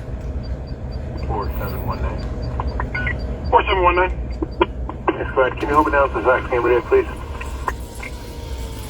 And luckily, I pulled that event number. That one is 08001. Oh, man. Thank you. All right. One more time. Yep, 08001. 08001. Got it. Thank you. All right, 2386, Charlie. 86. Any events for Clark and Lake? Nope, still can't pull event number, sorry. About that, I thought I just heard you get one out. Sorry, I should have clarified. I had pulled that one earlier. That's a detail that's going to be going on all afternoon, sorry. Oh, good. Got you in trouble, Alex. I know, right? 7337? 7337. You can give me that number, but can you hold me down at 35th Red Line for the fax game, please? Yes, ma'am. Thank you. You're welcome.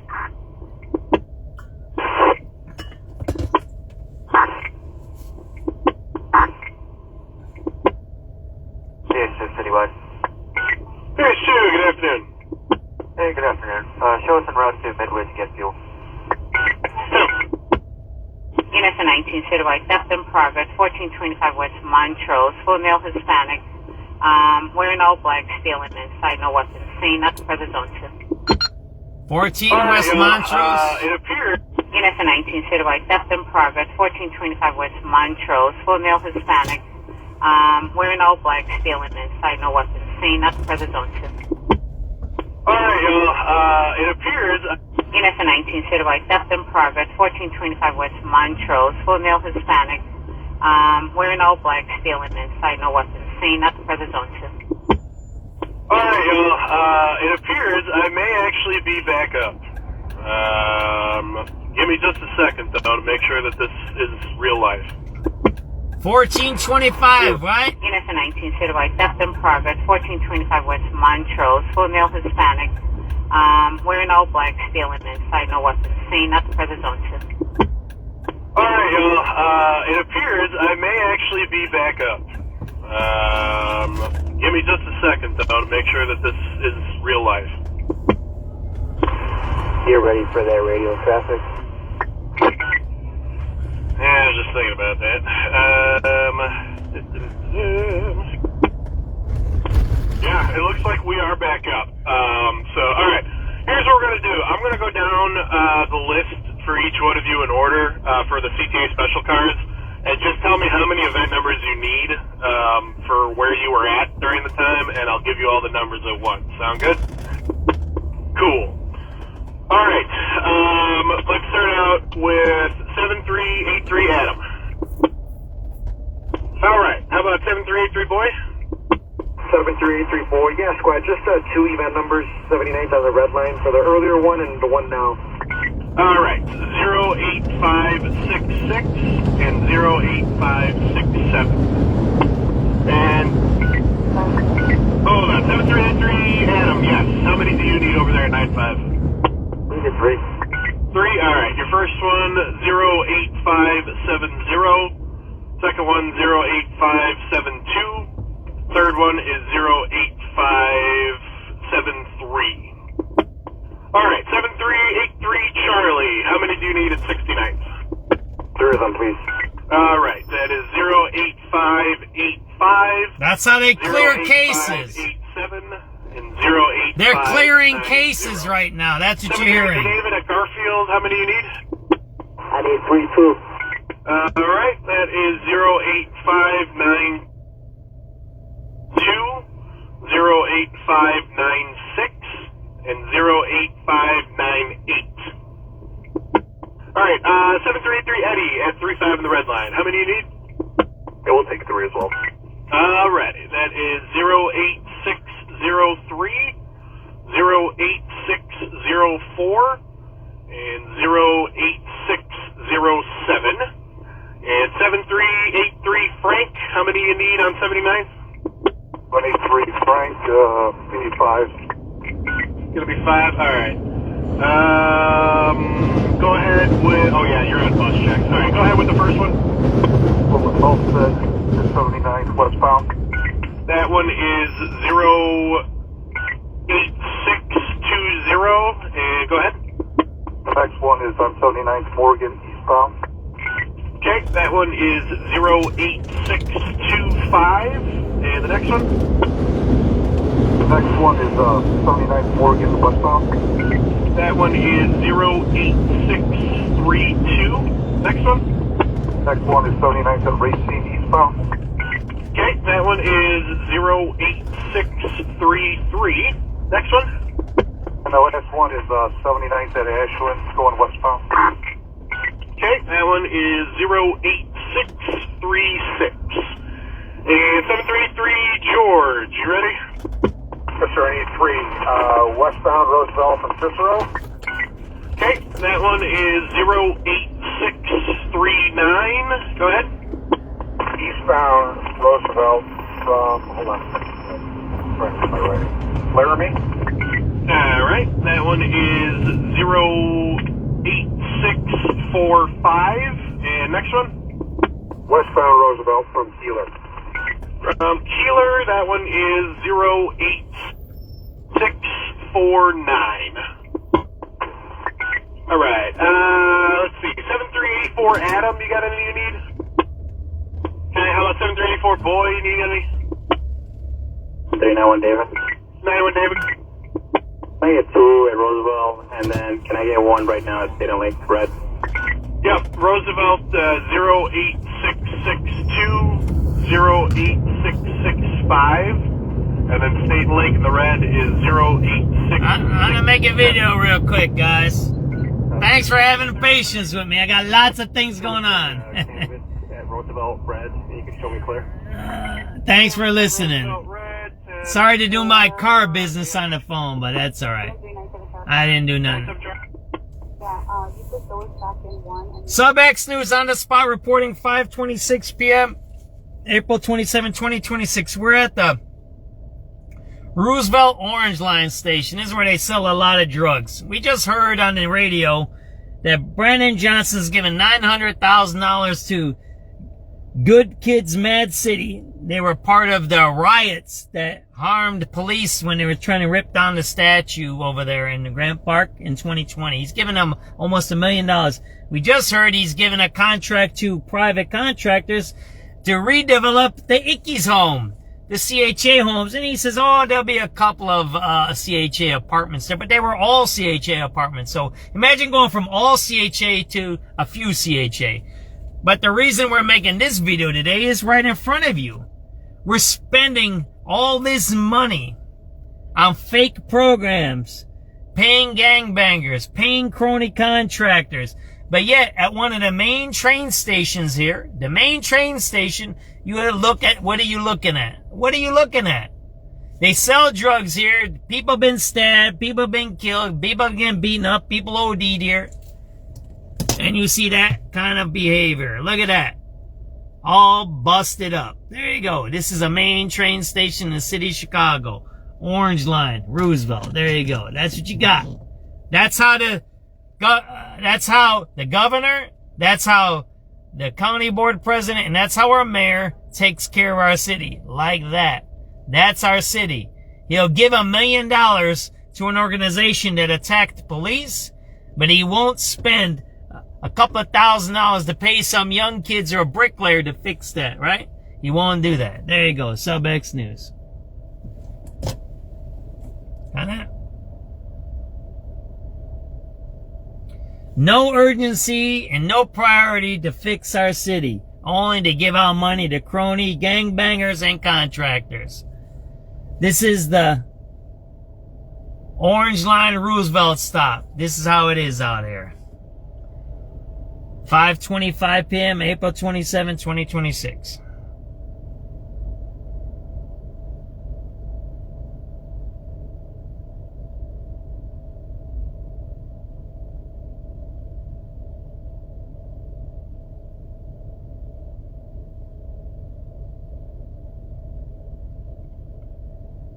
There you go. Imagine that. If that was your house, Marietta, if that was your house, Angel, if this was anyone's house, what would happen to you? What would happen? You would get a ticket. You would get a ticket.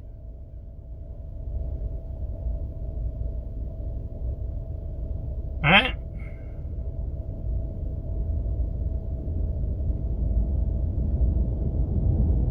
Yeah, you want to get a ticket. You can't have a house like that.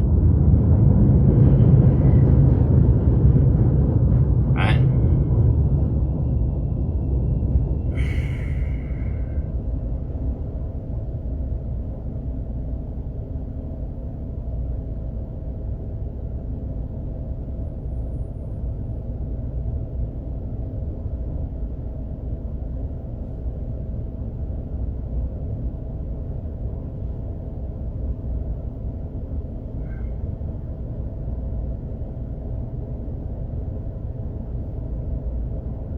That's pretty bad, ain't it? That's our city. This is a main train station. There you go. Let's go. What are we listening to here? Right there? Oh, 5:30, right? So the Logan Square one is going to... 5:30. We got to listen to local news, right? Let's listen.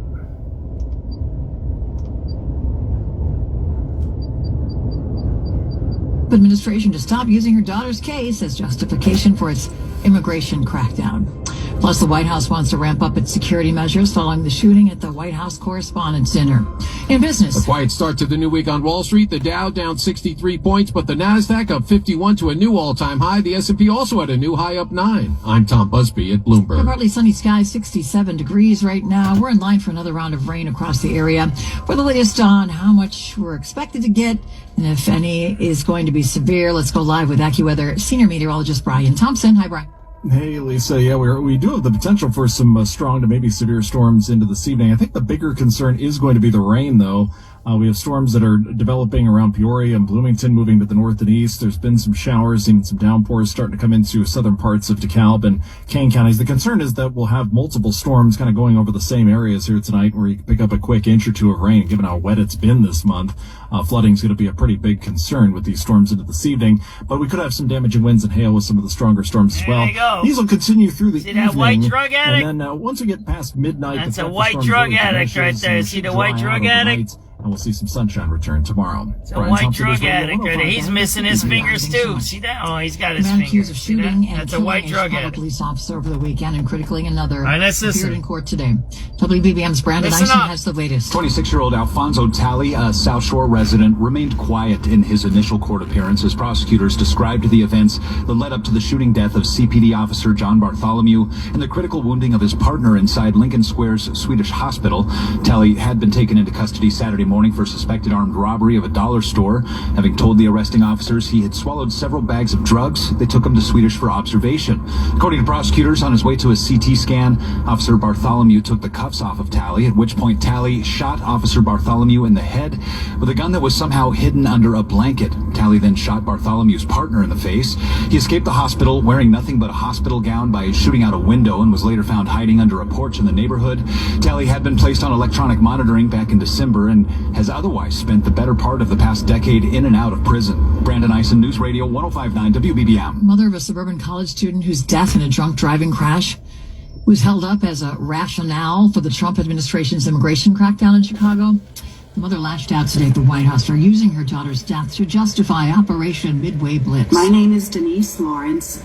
My daughter is Katie Abraham. Katie Abraham and a friend were killed last year in a DUI crash in Urbana that authorities say was caused by an undocumented immigrant. The Department of Homeland Security has cited her case as a reason for last fall's immigration sweep in the Chicago area, even producing this video with Katie's father, Joe. No one should have to do and go through what we're going through right now. But Denise Lawrence told the Illinois Accountability Commission that the Trump administration has erased her as Katie Abraham's mother and publicized her case without her consent. It's wrong for your child's name to be involved without both parents' input. And she called on the administration to stop using her daughter's case as justification for its crackdown, saying Katie would have hated it. It's time to finally let Katie rest in peace. The commission is releasing its findings all week. We're in the loop. Jeff Buckles, News Radio 1059, WBBM.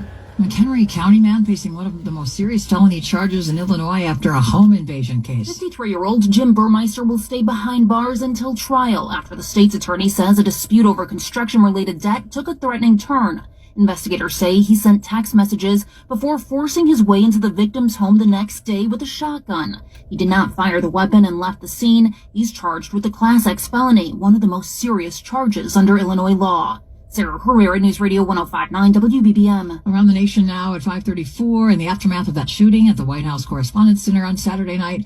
The White House says it will conduct an internal review of security measures to keep the president and his cabinet safe. Here's CBS's Aaron Navarro. There is a meeting this week with the White House Chief of Staff Susie Wiles and the Department of Homeland Security, as well as Secret Service, to go over operations on how to protect the president, looking at protocols in terms of security going forward, especially as we get into the summer with a lot of big outside America 250 events that will be held at the White House in addition to the World Cup and the expected increase in travel for President Trump going into the midterm elections. The suspected gunman, Cole Allen, was charged today with attempting to assassinate President Trump.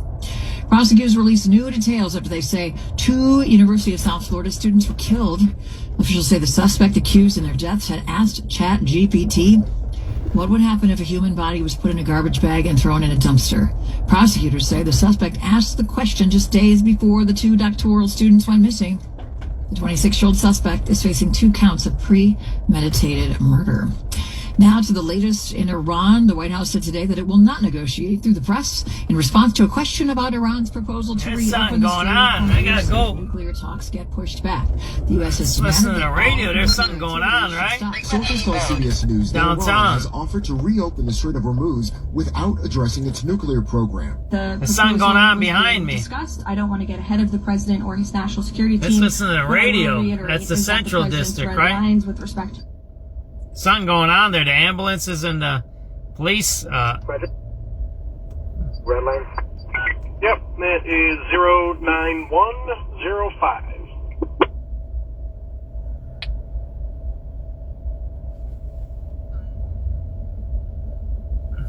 7383 Eddie. 783 Eddie. Your number for the red line 35th, please.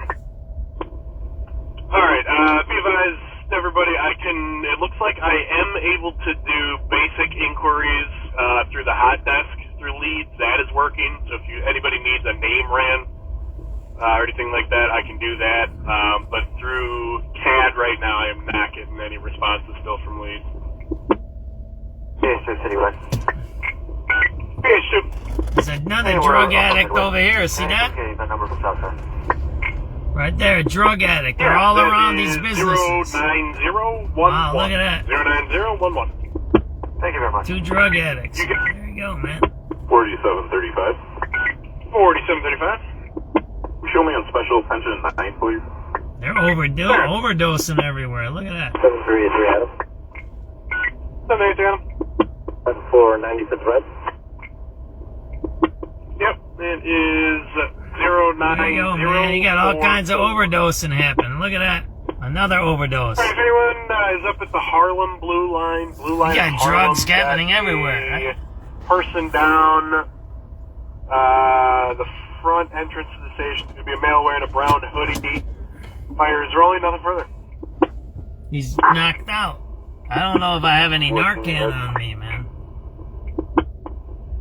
Eddie, unit coming in, go ahead. 6410 Eddie, can you log off 6407 Don? Sure, 7383 boy. 783 boy. Yes, I just need a number for 79th on the red line. Yep, that is 09105. 7383 Eddie. 783 Eddie. Your number for the red line It's 35th, messed please. up, man. Yep, that is 091. See, there's dudes laid out. She's with them, see that? 786 David. I don't think I got any Narcan in the car, man. I used Yep, to. that is 091. It looks like Leeds is now back up. 7383 David. 783 David. But we should be For red line Southfield. Yep, that is 091. So you've seen a lot of heavy drug stuff happening in our city. 1386 boy. 786 boy. Red line Jackson platform, please. Yep, that is 09155. 7353. Laid out. See that? 7353 at Howard and the Red Line. Hey, on the mezzanine level, getting an EMS call. Unconscious female wearing a gray jacket and black pants. You got ambulance 50. Another one, right? Hey, on the mezzanine level, getting an EMS call. Unconscious female wearing a gray jacket and black pants. You got ambulance 56 en route. Lots of drug use happening all over the city and overdoses, it looks like. 4605. You get a Homeland Security check at Merchandise Mart. Yep, that is 09188. 09188. 3214. 3214. 19 boy. Take your lunch at Northwater and McClure. Northwater McClure. Cover. Alright, y'all. It looks like Leeds is now back up. It's just running very slow because it's catching up. But we should. Oh, be the all checks good came to go out. now. That's what happened. It came out early? It's 7 up. Alright, I got a stolen gray Jeep heading westbound 290 from Laverne. Gonna have Illinois Zebra Young. I don't know if I got any Narcan on my truck, man. I usually had it, but I don't think I have any. Straight steel gray Jeep Zebra Young 75740. Just hit again at 5200 West Illinois, still on the expressway. It's got a broken rear driver's side window. Broken And a rear stolen car, right? driver's side window. Just hit again westbound 290 from Central, I believe that would be. 2386 Charlie. 786 Charlie. I got a bad number, please, or Jackson State. Yep, that is lunch. Oh, lunch. I'm sorry. Okay, hold on. Jackson and State for lunch is 09259. 7353, show us on the south side of Howard Station with ambulance 56. 7353, Tamar. 733 Adam. 783 Adam. Transfer 95th Broadway. Yep, it is 09264. Somebody just messaged that the checks got cut. Roosevelt and Canal Street. 5:40 p.m. April 27, 2026.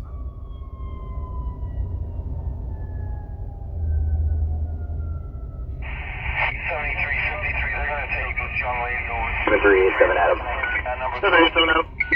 Can I get a number for Blue Line Jefferson Park?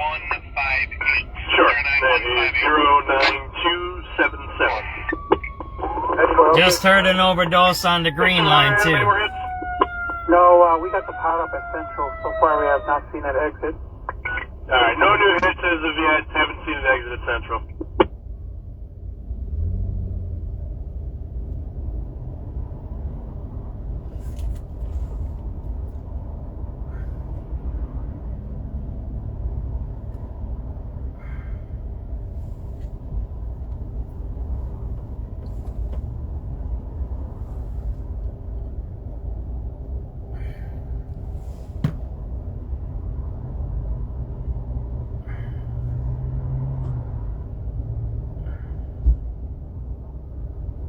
Looks like an overdose over here at Canal and Roosevelt. It's 5:42 p.m. SubX.News.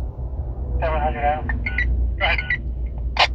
April 27, 2026. Alright, it left the city. Westbound 290 at Ridgeland, lane 3.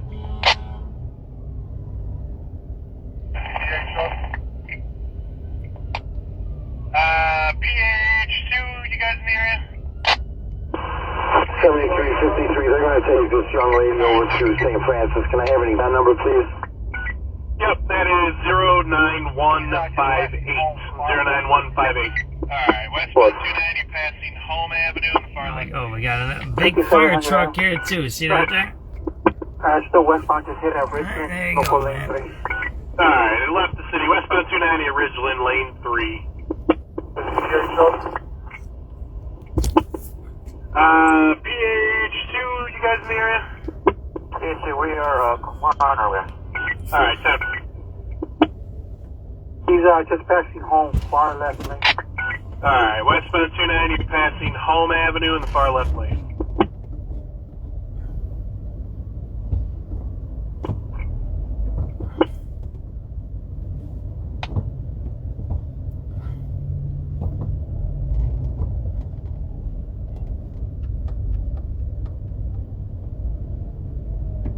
And they're doing a drug deal right there, right?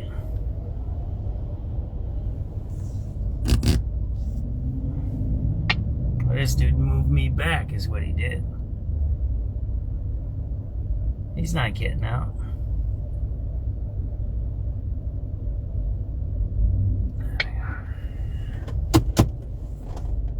There you go. So that dude overdosed right there, man.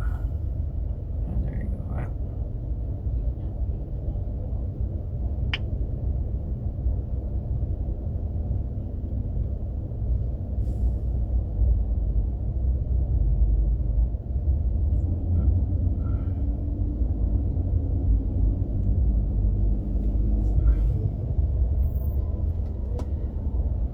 Looks like they're doing another drug deal right here, man, right in front of us, man. All right, I'm gonna get out of here. That dude's doing a drug deal. He's buying, that guy. That guy's buying. And you're listening to a stolen car report right there. Driver's side window is broken. It's wide open. Alright, again, rear driver's side window is broken.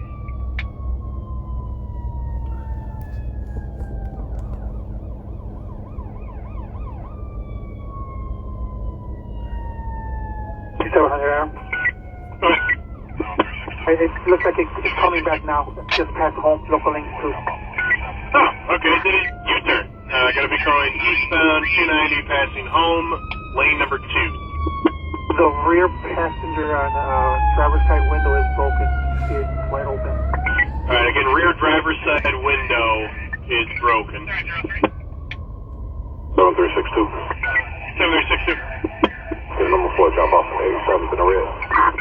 Yep, that is 09324. Roosevelt and Canal.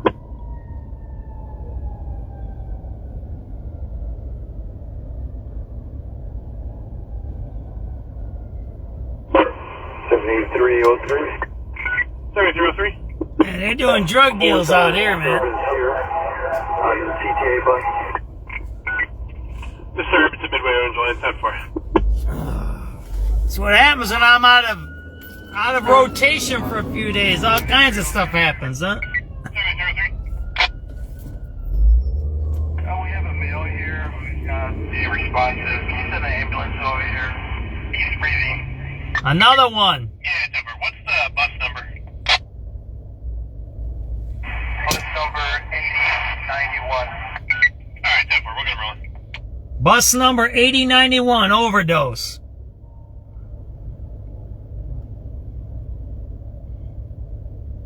They're dropping like 7303. 7303. We have a male here who's not being responsive. He's in the ambulance over here. He's breathing.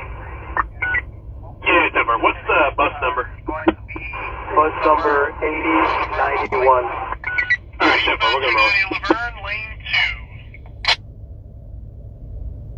Again, this is Zebra Young 75740. It's a gray 2017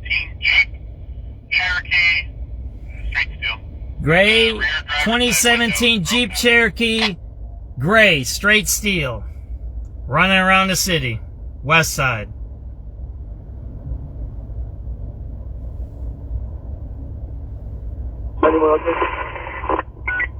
Mr. Adam, anything new? No, I'm waiting for it to hit again. It just hit again. It's going to be Laverne, eastbound Laverne, local lanes 2. All right, eastbound 290 Laverne. Eastbound 290 by Laverne. Again, this is Zebra Young 75740. It's a gray 2017 Jeep Cherokee. Mr. Adam, anything new? No, I'm waiting for it to hit again. It just hit again. It's going to be Laverne, eastbound Laverne, local lanes 2. All right, eastbound 290 Laverne, lane 2. Again, this is Zebra Young 75740. It's a gray 2017 Jeep Cherokee, straight steel. And the rear driver's side window is broken out. Still there, local lanes 4. Eastbound 290 Kildare, lane number 4. PH2 has eyes for the right lane. Eastbound 290 passing into Show me going Illinois Medical District. Train ride, please, 218, 3244 train car. Okay, that is 09356. Just hit at 3900 west 290. It's just past Independence, right lane. All right, PH2 has eyes. We're in the right lane. Eastbound 290 passing Independence. Bound 290 just past Holman. Still in the far right lane. All right, we're still in the far right lane. Eastbound 290 passing Holman.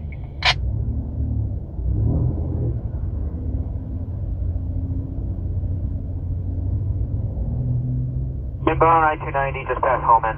Still in the far right lane. All right, we're still in the far right lane. Eastbound 290 passing Holman.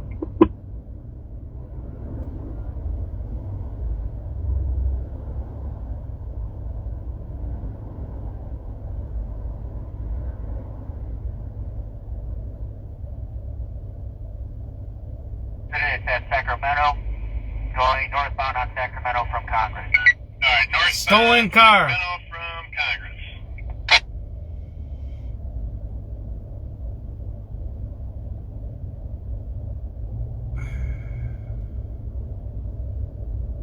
Full exit, it's at Sacramento, going northbound on Sacramento from Congress. All right, northbound Sacramento from Congress. Going left, turning westbound onto Jackson from Sacramento. Westbound Jackson from Sacramento. Occupied at least 2 times. Occupied at least 2 times. Occupied at least 2 times. That's correct. Can't get a description yet. They are at Albany. Jackson and Albany passing, going westbound. Westbound Jackson passing Albany. There you go. That's a stolen car, listeners. So overdoses and stolen cars today.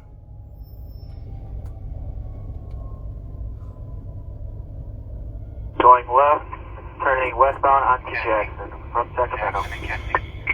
Westbound Jackson from Sacramento. Occupied at least 2 times. Occupied at least 2 times. That is correct. Can't get a description yet. They are at Albany. Jackson. Lots of Albany, overdoses all over the city right now. Westbound Jackson passing Albany. Coming up to Kedzie. Jackson and Kedzie.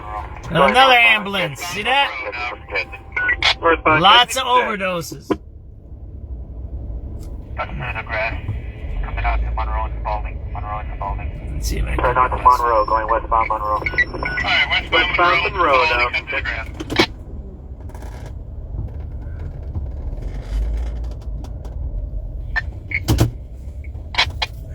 Through the grass. Coming out to Monroe and Spalding. Monroe and Spalding. Northbound through the vacant. Westbound. Going eastbound. Alright, westbound Monroe and Spalding, come to the grass. Monroe. North of Monroe. Alright, eastbound alley between. Subjects are Bailey. Subjects are Bailey. You got 3 times Bailey. 3 out in Bailey. Monroe and Hope. Madison. 3315. 3 times Bailey. 3315 West Madison. 3315 West on Madison. Again, 3 out. 3315 West on Madison from the gray Jeep.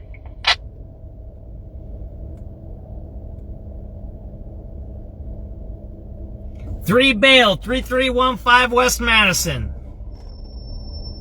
They make it inside? Yeah, they made it inside. There's driving northbound through a vacant lot. From stolen Jeep Cherokee. First option is vacant. Going eastbound on the alleyway, parallel to Monroe, just north of Monroe. The alleyway behind. Alright, eastbound alley between. Subjects are bailing. Subjects are bailing. You got 3 times bailing. Alright, I got cars in the alleyway south of Madison.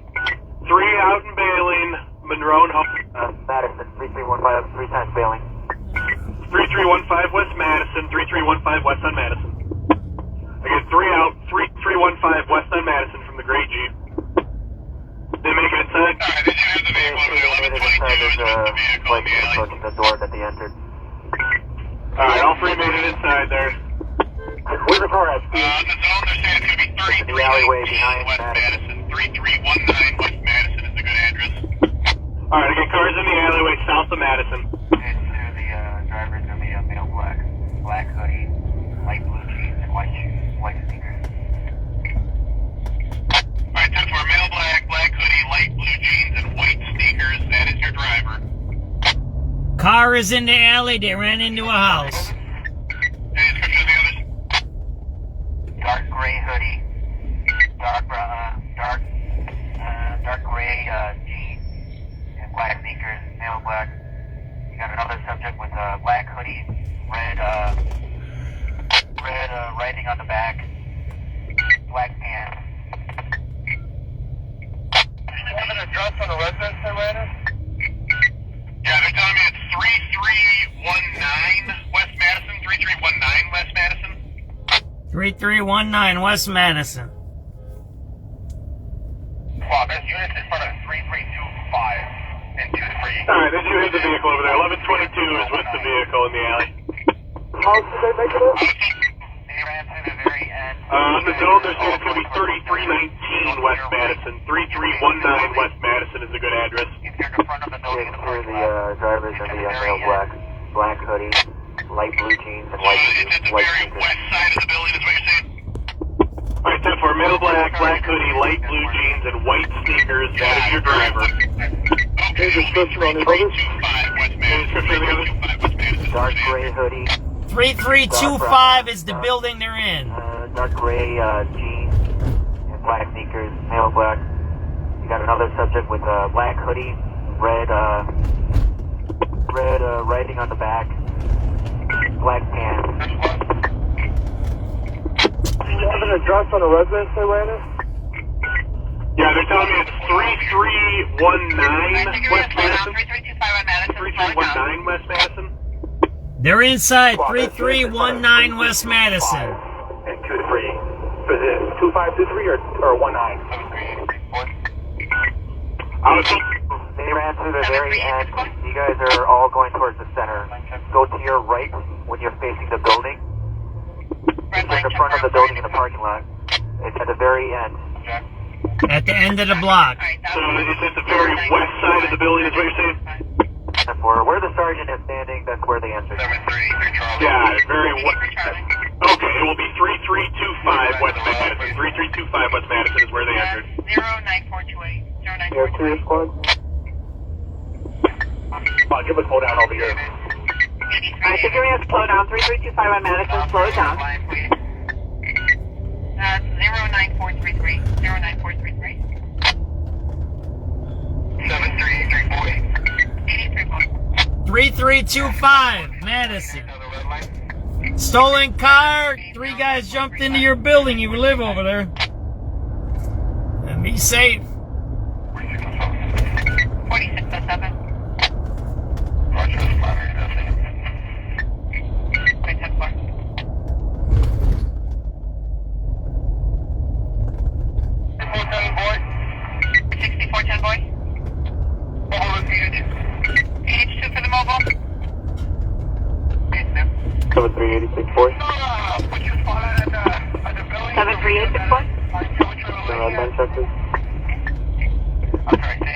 Red line check where, I'm sorry, I didn't copy. Jackson. Alright, that's going to be 09425. 09425. 783 Charlie. 83 Charlie. Check it out to the red line, please. parking lot. That's 09428. 09428. Entered at 3325 West Madison. 83, David. South Field red line, please. That's 09433. 09433. 7383, boy. 83, boy. Task squad 1 for 79th on the red line. 4713. That's going to be 09435. 09435. 4607. 4607. Squad shows monitoring that thing on that. Alright, that's 09452. 09452. Overdoses and stolen cars, huh? And guys hiding guns in blankets somehow. How did he get the gun inside the blanket? 87 for the mobile. 09459. 09459. Can you put your spotlight at the building so we can get a better idea what you're looking at? 88 I'm sorry, say again? Can you put your spotlight on that building where you ran in? Because we're so confused. If you ran into the Docs building or the building to the south at the alley. The officers are in front of the parking lot. They try to make entry, but there's no door handles. Alright, 10-4. I'm building with the back from that. 09466. They're gonna have to call a SWAT, I think. 4713. 4713. Homeland check, 1747 north. 4753. 4753. Good evening. Alright, that's 09452. 09452. 384, David. 84, David. Can I get a number for red line at 35th? 35th is 09473. So CWB is reporting. CWB is reporting that a drug addict bought the gun that killed the cop. That a drug addict bought the gun. Straw purchased it. So now we got to see what the relationship is between the drug addict and the killer. Still, again, that doesn't mean anything. It's where did he have... So he had the gun on him the whole time when he was robbing the dollar store until he got to the hospital. Then he somehow hid the gun, and then when they uncuffed him, he shot the two cops. So that we got to figure out where they say he stuck the gun up his butt. That's where they say. So I don't know how big the 10mm Glock is, if it's a small or what it is, but that's what we're dealing with right now. A bad search, it sounds like. Bad search. They didn't find the gun on him. It sounds like a couple of cops said that they should invest in a scanner, their own scanners, the cops. 7384, Charlie. That's what CWB is reporting now, right? I'll post it on our page so you can get to it, right?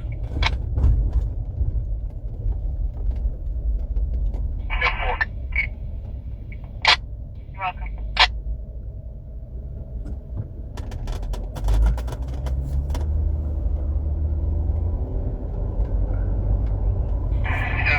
See how fast they can do the cases. They know everything. So why don't they find these about other cases, right?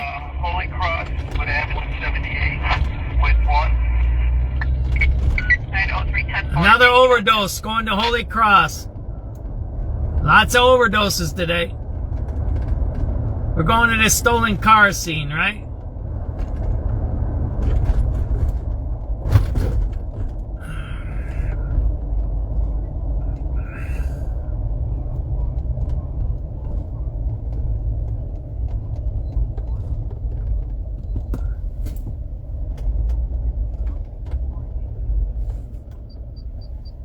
You can hear ambulances behind me, too.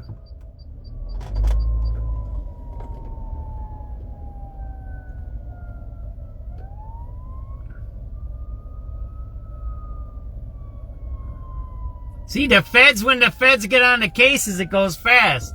I just posted the link to CWB's story.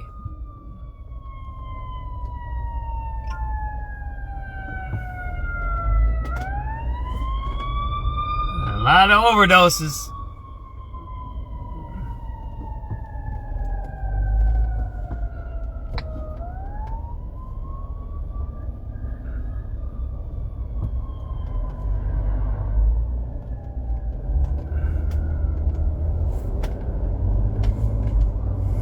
go see about this stolen car here, huh?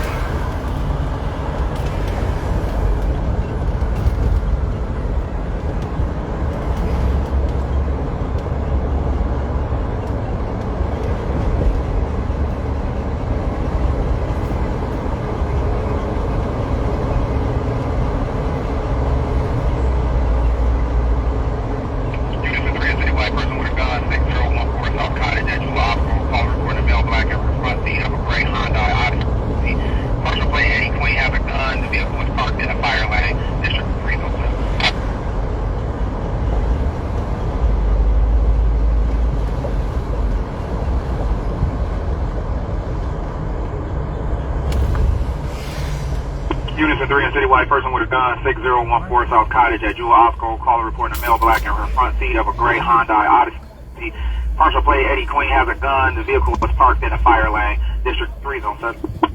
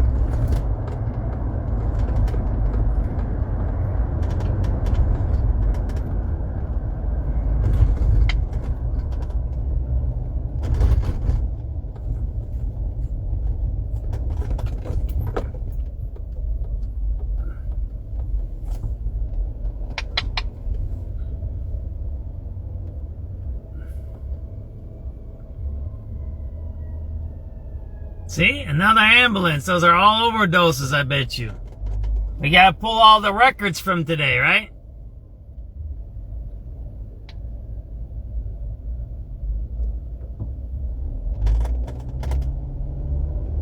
Do you hear the ambulances, right? Then we're gonna go this way. We gotta go up to Madison, right?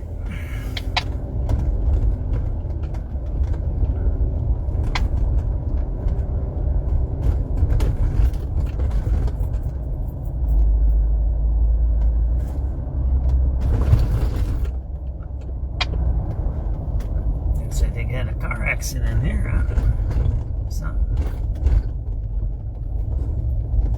They just had a car accident here. See that?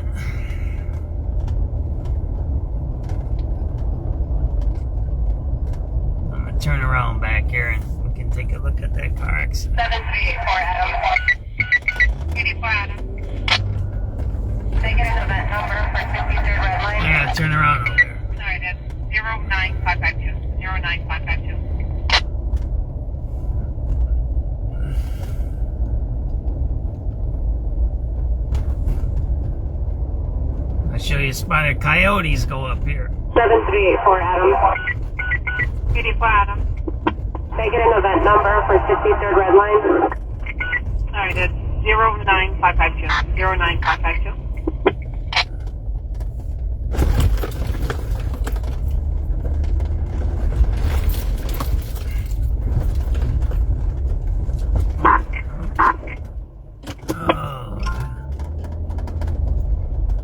Oh, I gotta turn around right here, right?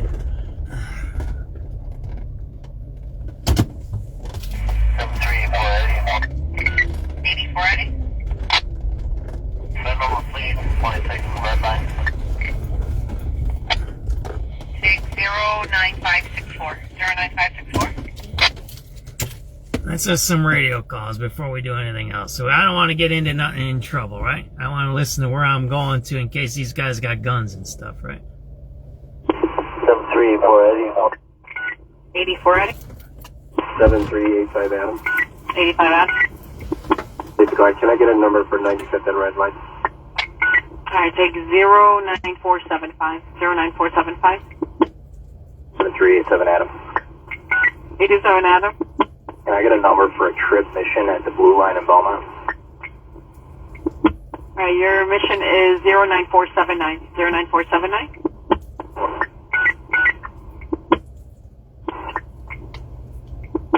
7384 Charlie.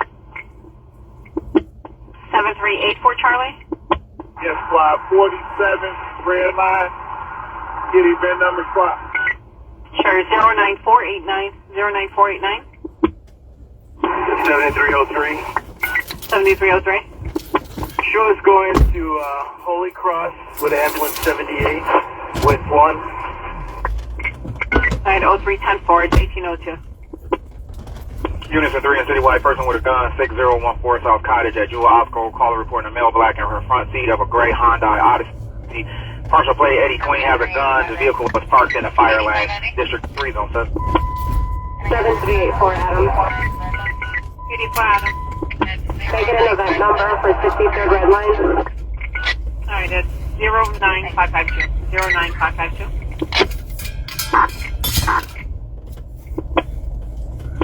7384 84 Eddie. Phone number please, 26th Red Line. Take 09564. 09564. 7385 Eddie.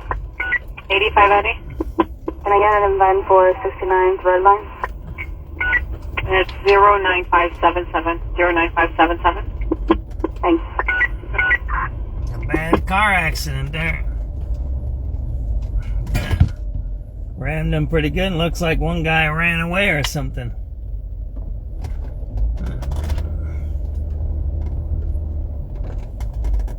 There you go.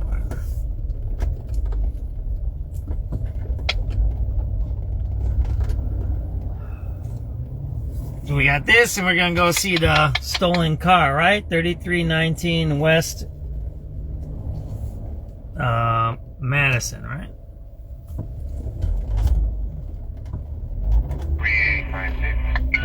85 David. Can you number 6479 Red Line, please? See that there? It's 09595. 09595. Oh, there you go, right there. That white car hit the other car. See that there? 3385 David. 85 David. Can you number 6479 Red Line, please? It's 09595. 09595.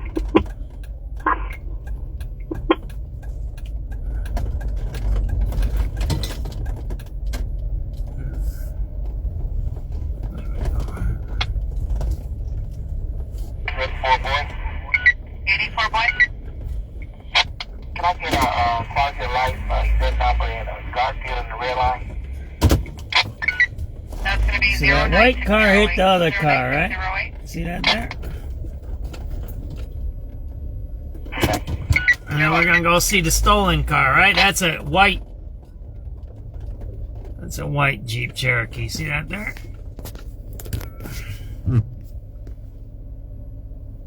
84 boy. 84 boy. Can I get a quality of life event number at Garfield in the red line? That's going to be 09608. 09608. Okay. You're welcome.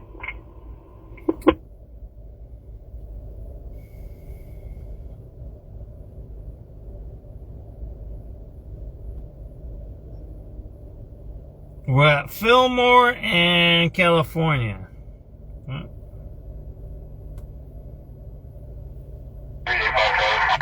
85 Charlie.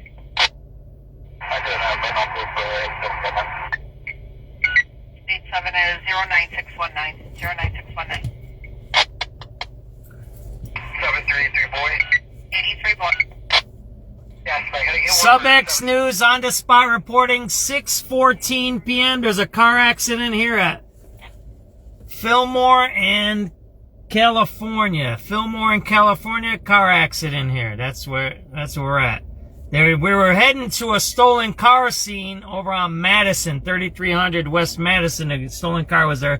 And we were just coming from an overdose over on Canal and Roosevelt. A lot of stuff happening all over the city of Chicago right here. So this is a car accident. It's a bunch of people in that car. We're at California and Fillmore. That white car hit that dark car there. There you go. 83 David. Garfield red light, please. 09626. 09626. It's right next to a fire station. 82? Yes, sir. Put a second. Okay, 10-4.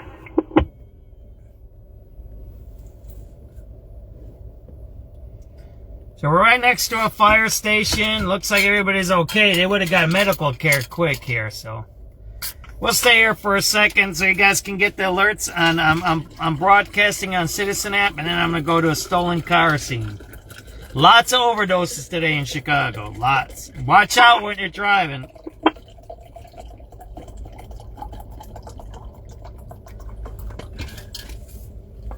SubX.News on the spot reporting the scene of a car accident here at Fillmore and California. It's about 6:15 p.m. April 27th, 2026. This is it's kind of the west side of Chicago, North Lawndale they call this here, where you're at now.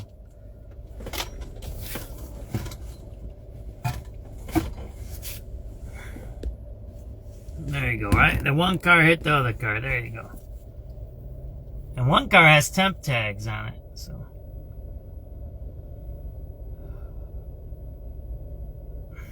That's what you're watching right now. Oh, we're gonna go see a stolen car over on Madison. They look like they're alright. They look like they're okay.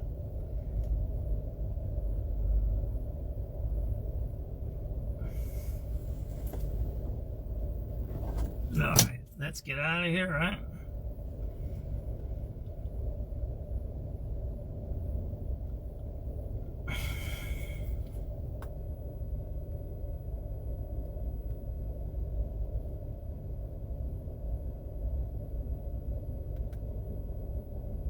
Car accident at California and Fillmore, 6:15 p.m., April 27, 2026. Alright, let's get out of here. Ready to go see the stolen car incident? They might have the SWAT over there because they ran into a house, right?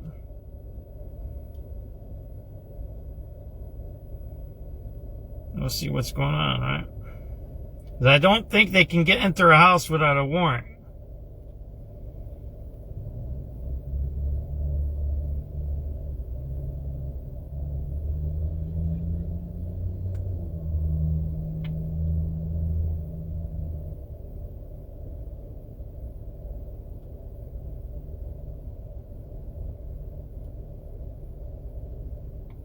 Ready to go, guys? Let's go. Where are we going? Madison, right?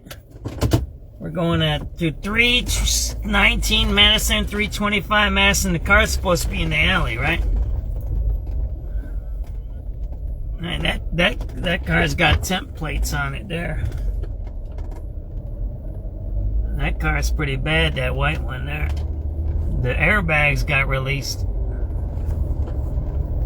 We're going to Madison, right, everybody? Stolen car in the alley.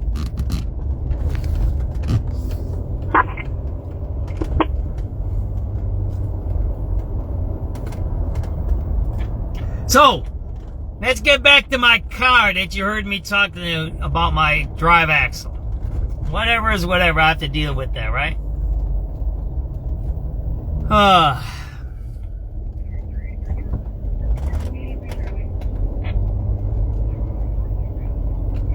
That, it's gonna be just $1,000. Just between the tow and the part. That's all I gotta say. So, I gotta figure out, and I don't know if other people on the internet do it, and they're better than me, how, if it's any way possible to generate more money. Oh man, there's a lot of drug dealing here. Lots of drug dealing here. Alright, that's going to be 09668. 09668. Because there's a shelter right down the street.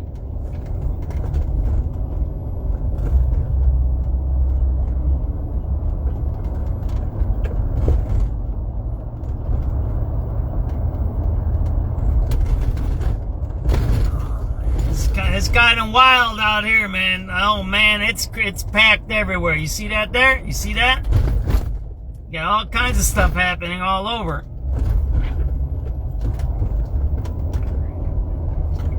They're collecting that money is what they're doing.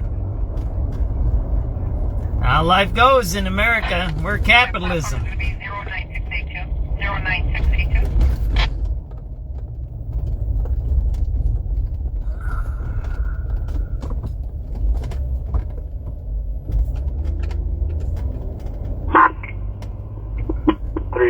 Boy.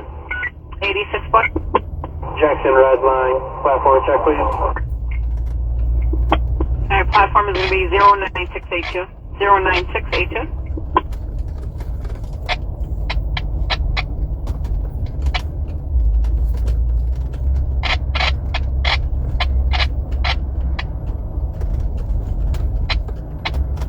Alright, we're going to get to this, whatever this is, stolen car over here, right? Felony car. West side, right? West side. We're in California, man. West side. You need to be careful, man. There's a lot of activity out here, man. I gotta lock my doors, man. I'm glad I ain't got no money on me. It's wild out. You can feel it. You can feel it. There's a lot of stuff happening right now. You can feel it.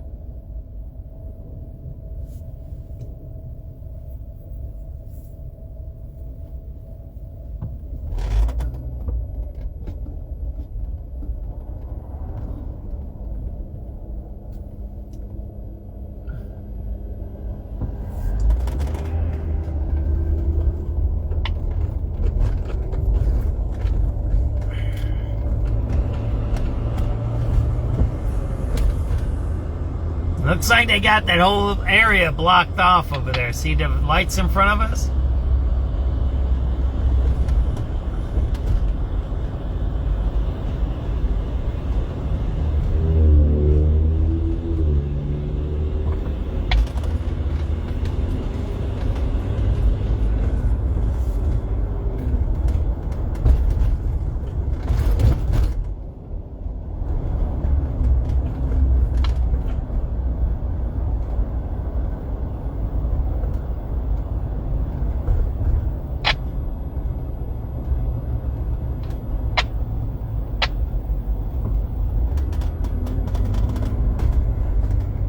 There's a lot of people out on these streets here that I see.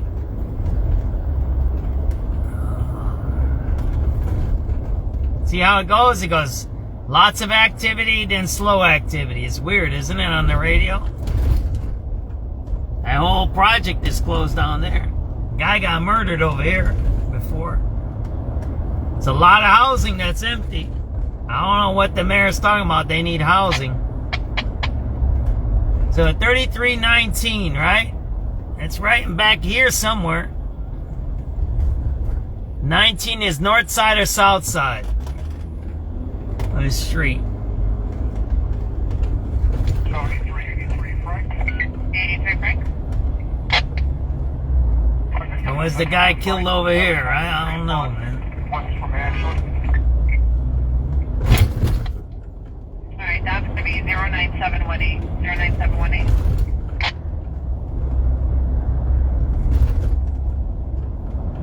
That guy got killed here, I think. Well, what side is odd and what side is even? Frank. 83 Frank. I think in the number 5 to 79th Street bus west from Ashland. So it's in back here, right? Alright, that's going to be 09718. 09718.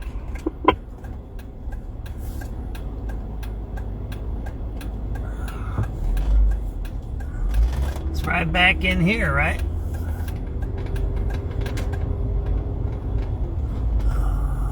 Get through there.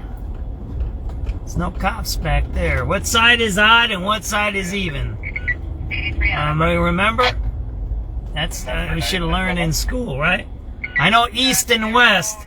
East is odd always. West side of the street is even. I know that, but I don't. So 9 here, so it'll be on this side here. Odd is south side of the street, so we got to go through the other alley over. 83 Adam. 33.9, so it's the other alley, right? That's 09728. This is odd. Odd is the south side of the street. And this is not Madison. If you're on Madison, it would be the south alley of Madison, right? The even number is the north alley of Madison, right? That's how it works. Everybody knows those things? Look at the numbers in the city. It's all set up that way. Easy for people to know. All right, let's see what we can do here. 6410 boys. So where's the alley at? Because you got this. Man, look at that street there. That's messed up. Hold on. We're gonna do that street there next. So they dropped into one of these alleys right here on this south side here, right? This is the gray Jeep, stolen Jeep Cherokee. You got a school back there too. I'm not quite sure. It doesn't say who took it over. Give me a second.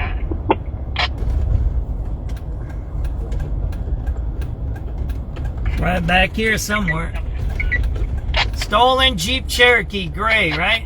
3 guys jumped out of it. Alright, I show 1122 sitting on the vehicle. I don't know if they're taking the paper on it or not. Okay. What was it? Jeep Cherokee, right? Is this a dangerous neighborhood or what? It looks like it. Looks a little rough, that's for sure. I wouldn't do this if I were you at home. Don't be doing this stuff, man. Make sure something happens to me, you know where I'm at, right? So there's somewhere back here, we're looking for a Jeep Cherokee, right? I gotta watch out so they don't get my car, right? I gotta lock my doors.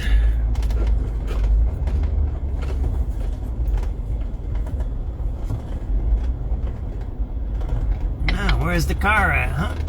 I don't see no cars, I don't see nothing. They might have already left, the cops. 3319, right? 3325. Sure, 09761. 09761. Troja Shrimp, I love that. Do they still got frog legs out there? I love their frog legs, my brother. That's my favorite. 84 Charlie. I don't know where these guys are.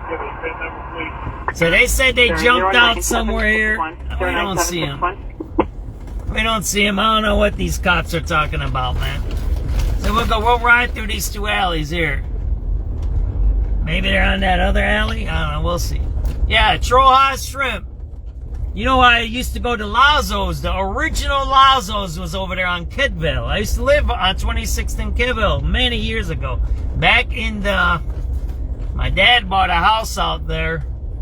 I grew up on 28th and Spalding, and then my dad bought a house on 26th and Kedville, a HUD house. It was like foreclosed. It was during that bad time in the economy. It's got to be right here, unless they already cut out. I don't see no cops. Do you guys? I don't see no cops. La Cuerva, right? All right. I will. I'll stop over there. What's your good signature dish, man? What's the best? You know, do you guys have lengua taco? Look, if you want to know, here. Do you know how I check a good Hispanic restaurant, Mexican restaurant for tacos?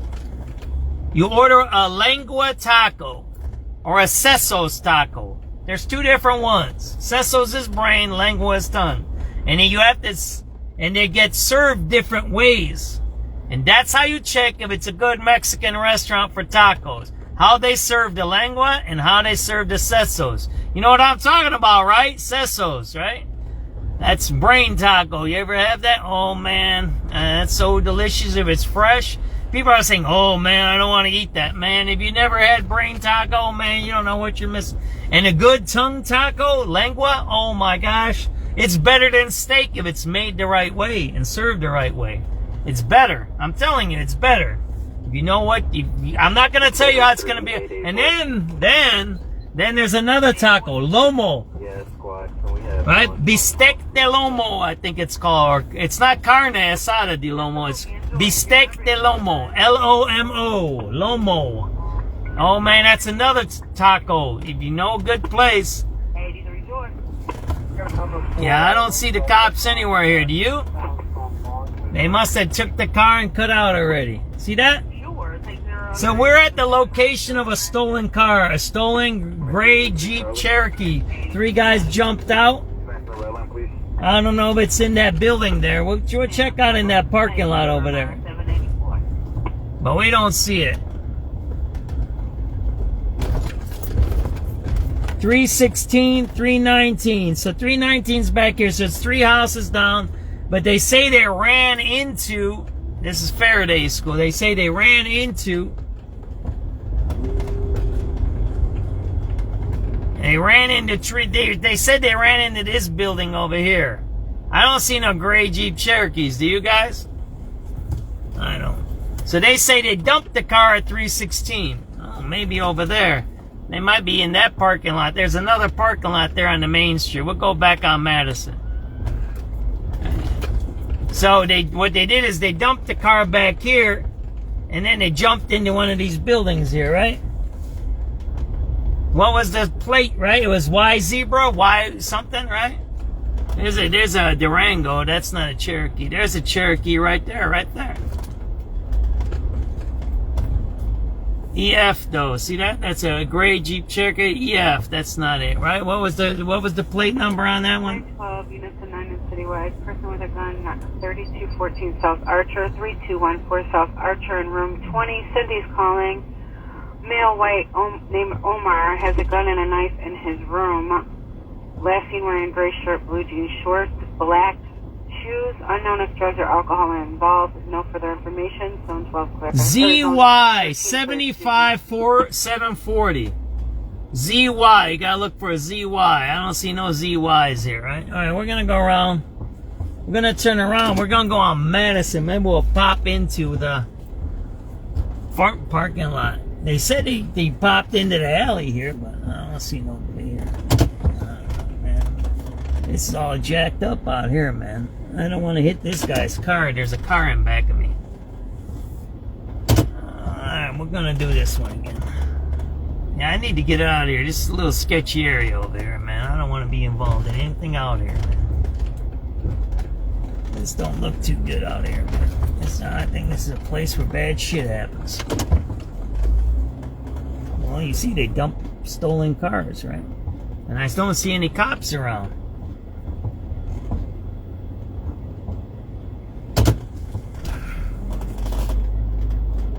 Who gives me gas money? My sugar mama, my brother. My sugar mama. I gotta get in shape. I got a pot belly. I got a pot belly. So I need to get in shape because she's gonna get rid of me, man. She liked me for about 30 years, but I don't know, man. I need to get in shape. I'm kind of out of shape. My stomach is a little hanging over my belt. Because I need to get in shape or she's going to cut me off of my gas money. You know what I'm talking about, my brother? I get a little bit from Facebook for the ads. But like I said, I got to come up with... I got to come up with what? For my drive shaft. I paid $450 for towing because I was out at Burbanus. And then, yeah, a guy got killed over there, I think. I covered a killing over here somewhere. What it would say, ZY, right? ZY, but I don't see no cops out here. Why not? You know, I don't think the cops like coming out to this area. I'm looking for the I don't see nothing, man. I know I've been out here for a murder before, man. They do murders out here, man. This is not a safe area. Yeah, there we go. Maybe that one. 78386 David. 86 David. Red line, please. ZY, I said, right? 45 something, right? It's ZY. The plate is ZY 75 7440. 740. ZY. I don't see none of that stuff on here, right? 384 David. 84 David.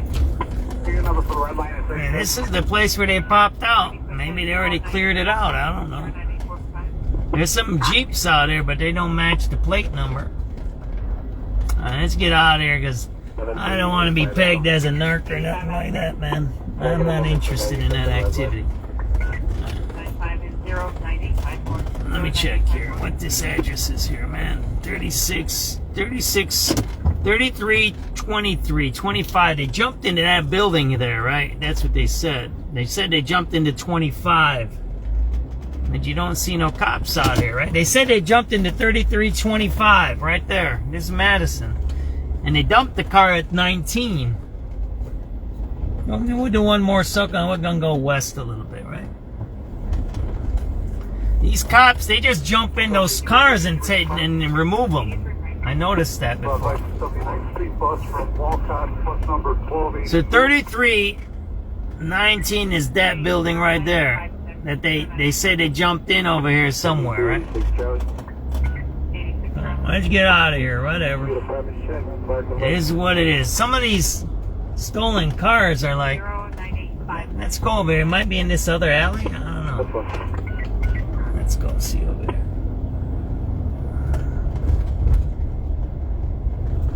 Yeah, they got Hispanics living in these projects, man. There's Hispanics in here. We're moving in here. That's maybe part of the conflict, right? That give and take, right? That give and take. No, they're on that south end over there. Okay, so let's get out. Maybe they're in the back of this alley here. Is it 33 or 30? Why don't we go back here? We're gonna check back here about this. Maybe we're going back at this building here. They might be back here somewhere. I'm gonna check back here. I think that was the building over there. Oh man, they got gentrification here. What's up, Mizidor? Yeah, I gotta get in shape. I'm sorry. I know, ladies, I am taken. I do have a wife for a little while, but I gotta get rid of my little tummy, man. When your stomach starts hanging over your belt, yeah, you need to lose that weight. You know, you might have got $25 to go out at night. Now I only get $5. So my value has gone down. That's for sure. And my wife's in pretty good shape. She's got like muscles and all of that, man. She's in real great shape. So I need to watch myself, man. She might, you know, say, oh yeah, man, I might wake up one day and I'll be like, oh, where's my wife at? And she's going to leave a note for me, you know, because my name is John. She'll say, Dear John, I kind of had to leave. She'll be saying, I got tired of leaving you gas money every night, right? Maybe we'll go, you want to check the ladies of the night? Let's go down here. We don't see the stolen cars, so let's keep moving, right? Let's keep moving. Let's keep moving. Let's keep the show going, right? I bought that nice perfume. It was funny. I bought some perfume off some dude in one of these parks. I don't know. I don't know perfume or whatever the heck. Cologne, right? Cologne for men, right? And he said, oh, it's Versace's and blah, blah, blah. I said, oh, Versace, man, that's like good, ain't it? Said, yeah, Versace. So I don't know. I think I gave him like 10 or 20 bucks. Whatever. A couple of bottles. They were new. They were brand new. I think he might have boosted them someplace. So I'm all excited. I'm like, oh, man, I got some Versace's for like $20, man. That's cheap. And I looked it up and said Versace's like $300-400 a bottle. I said, man, I got a good deal here, man. You gotta come out here more often, right? So then I get home and I show it to my wife, and yeah, look, I'm not complaining. I just want to get a little in shape. We're in whatever shape we're in at the time. It is what it is. I don't do weird stuff, and I'm happy where I am, but I'd like to lose a few pounds. That's all I gotta say. So I get home, and then I show my wife. I go, hey, look at this. I think I got two. I got Christian Dior, and I got Versace, right? Cologne. Man's cologne. I'm like, man, look at this. She goes, how much you pay? And I said, I paid $20, $10 for each bottle. Right? That's all I had, right? That's my sock money. And she goes, yeah, this might be counterfeit. Well, look at all those cops there. And I said, I don't know. It says Versace on the box, don't it? And then, I don't know, I Googled it or whatever. You Google the code or the bottle or something like, oh, man, they're going somewhere. Let's go over there. They're going to do something, right? Let's go. They're going somewhere. Let's go. See that there? Let's go. Yeah, they're going somewhere. See that? Let's go. We're doing some crime chasing now. We're on the west side. So, I Googled it, all that Google stuff, right? And then, it said $3. I said, $3? Oh, no, man, that can't be right. So, finally, I found out. These were knockoffs, and you can buy them. I didn't really get, like, ripped off, but it's like at Walmart, you can buy them for, like, I don't know, $10 or $12. So I paid $20 for them. They were brand new, so I really didn't get ripped off. But whatever. I didn't get Versace. It says Versace, but it ain't Versace. It's like fake. So it is what it is. They smell good, so. There's something going on over here. See that there? Let's go follow these guys. Right? What do you guys think? So that's the story of my Versace and my beautiful wife that takes care of me. So that's how I make my money. I put on some cologne. I shave once in a while. Right? I try to do some sweet talk. You know what I'm talking about. I try to keep it under control at the house, right? Let's see where these guys are going, man. What do you guys think? Oh yeah, there's a bunch of stuff happening right in front of us, right there. And there's a whole contingent going here. There we go. There's a whole bunch going on up here. Oh, yeah, something happened. Anybody know what happened over here? I have no clue what's going on over here. We're on the west side. I don't even know what street we're on. I'll tell you where I'm at. Unless this is the stolen car. 83 George. We're at, I'll tell you the number soon. We're at 3800. We're going to be at 3900. We're at Spalding right now.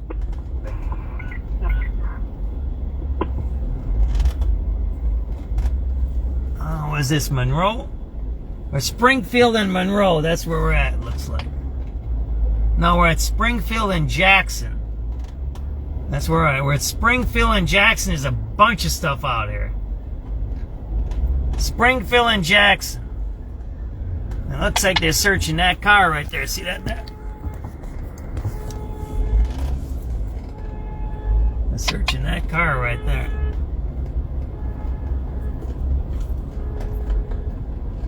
I don't know what's going on here, man. They're looking. There's a whole bunch of squads out here. I'm going to throw it on Citizen. Maybe Citizen knows what's going on, right? There's a whole bunch of... 83 boy. Yeah, one for the red line at 79. Oh, man, that's a... 0993. They got somebody in custody right there, right? Or something, right? There you go, man. There you go. Something's going on right there. Let's put it on Citizen app and we'll see what's going on. We're at Pulaski and Jackson, right? Pulaski and Jackson.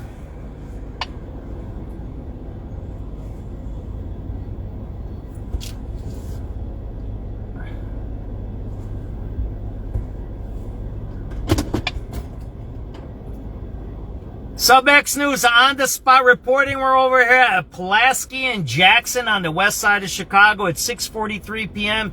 It's April 27, 2026. There's heavy police presence. We got a paddy wagon in back of us.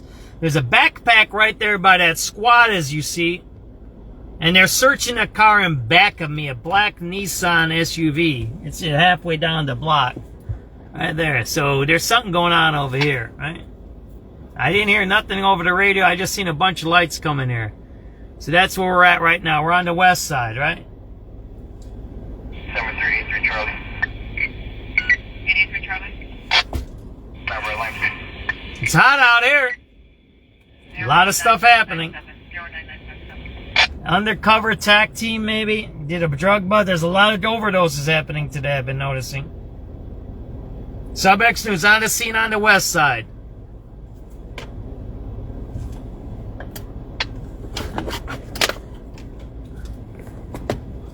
We'll have to send this in as an incident or something and maybe ask for it. What's going on there?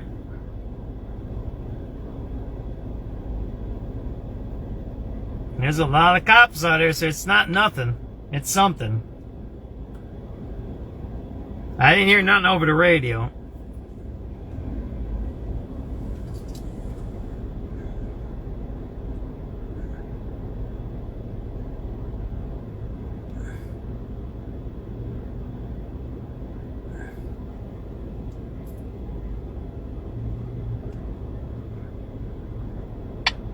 Number 383 Charlie.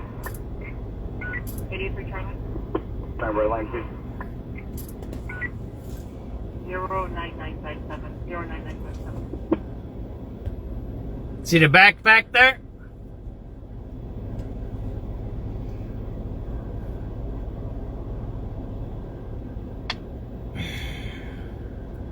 We're at Jackson and Pulaski, right?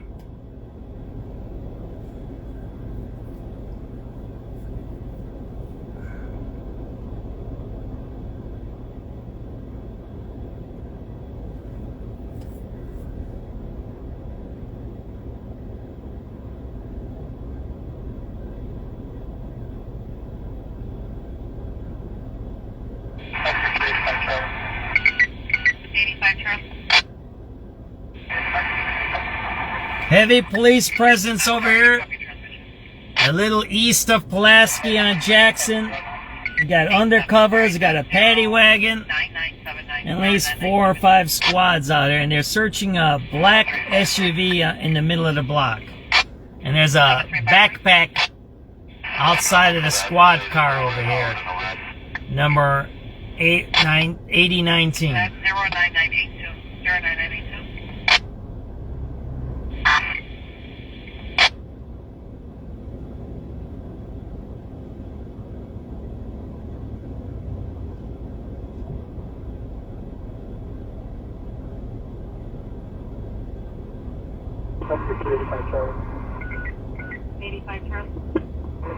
They must have somebody in custody or something happened. I'm sorry to copy transmission. Number 37. 87. Alright, that's 09979. 09979. 7353. 7391 David. Cross number for the escalators over at Howard and the Red. That number, Jackson Red. 0998. 0998. 09990. 09990.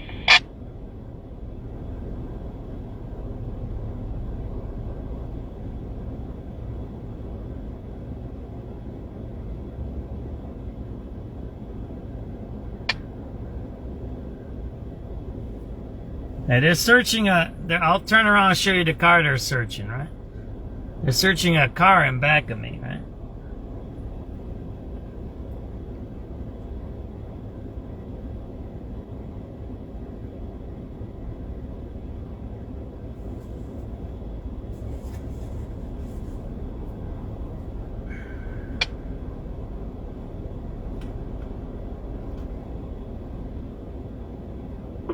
91 David. 91 David. That number, Jackson Red. Take 09990. 09990.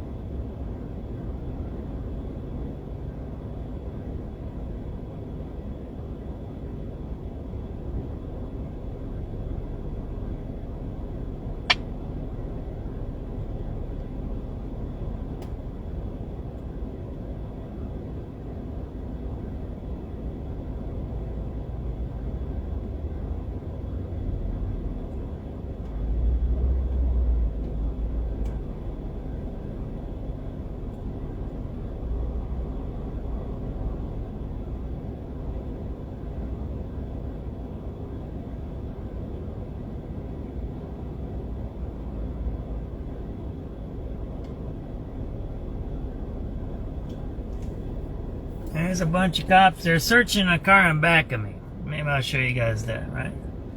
Maybe I'll go around the block so you can see.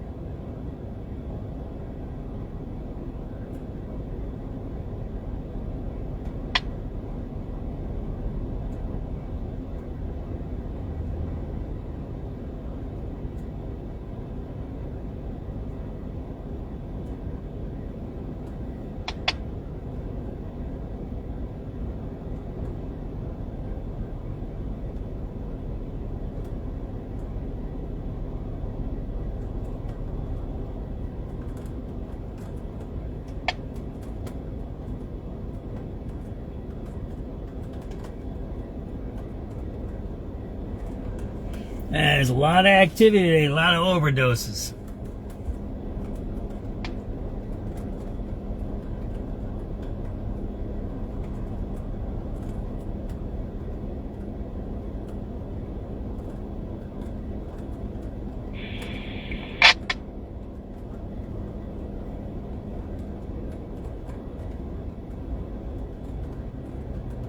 And it looks like they're cutting out, huh, guys?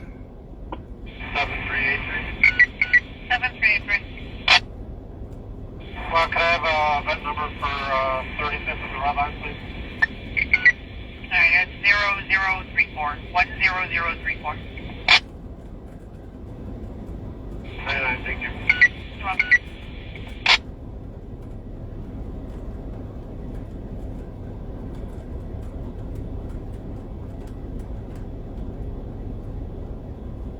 Seven three eight three.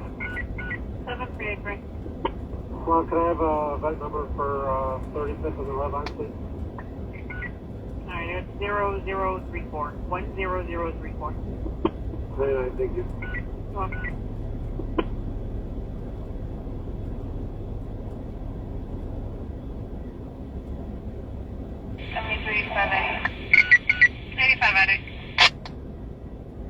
Medical quality of life then of med stations, red line.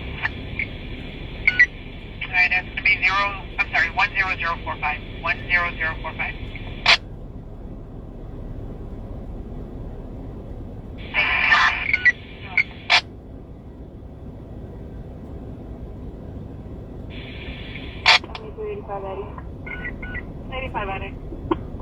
Medical quality of life then of med stations, red line.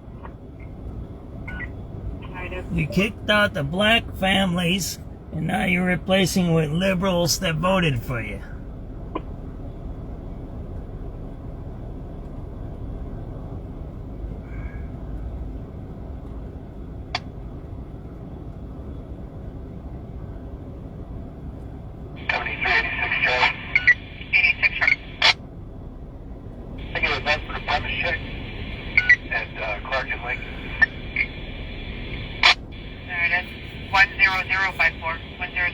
They're still searching the car in back of me. You guys want to see the car they're searching?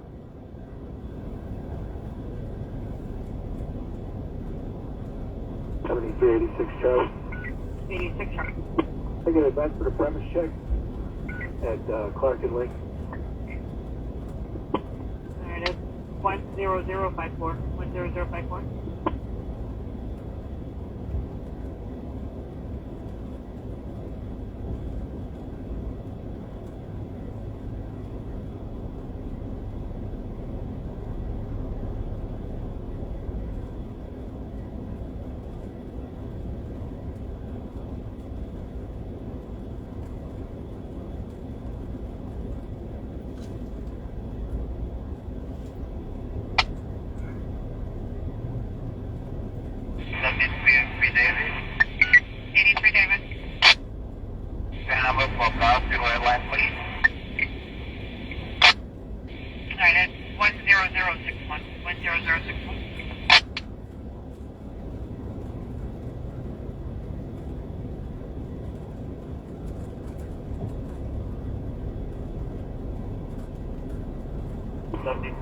David.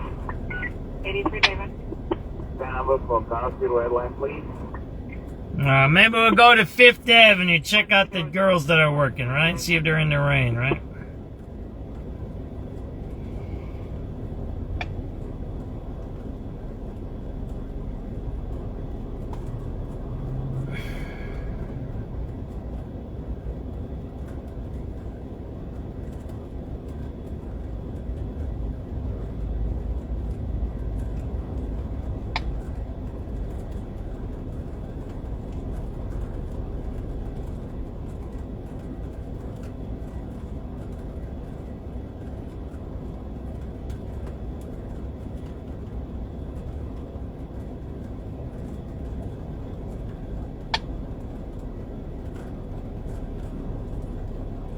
Alrighty, let's get out of here, huh?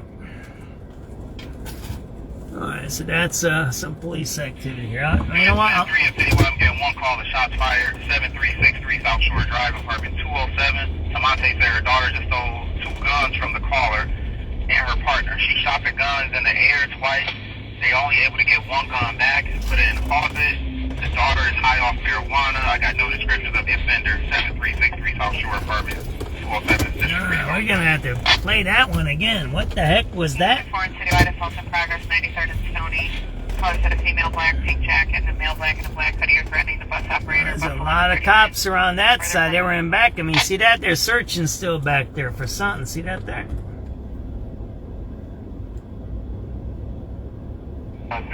What? 86 point.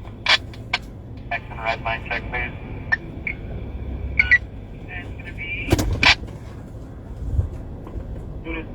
Listen up. One call to shots fired, 7363 South Shore Drive, apartment 207. Tamonte said her daughter just stole 2 guns from the caller and her partner. She shot the guns in the air twice. They only able to get 1 gun back and put it in the closet. The daughter is high off marijuana. I got no descriptions of the offender. 7363 South Shore, apartment 207, District 3, Zone 7. That was a weird call, right? Citywide Assault in progress, 93rd and Stony. Caller said a female black pink jacket and a male black in a black hoodie are threatening the bus operator, bus 1139. No further, 4th District 5.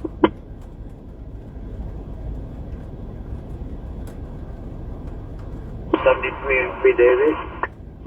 Unison 3 of Citywide. 73 Davis. 83 David. Number for Hospital Airline, please. Airline, please.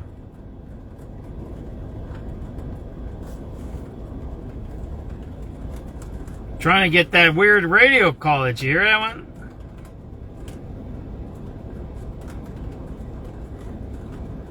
Alright, it's 10061. 10061. Unison 3 of Citywide, I'm getting 1 call to shots fired, 7363 South Shore Drive, apartment 207. Tamonte said her daughter just stole 2 guns from the caller and her partner. She shot the guns in the air twice. They only able to get 1 gun back and put it in the closet.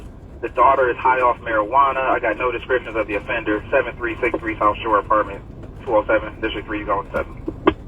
Unison 4 and Citywide Assault in progress.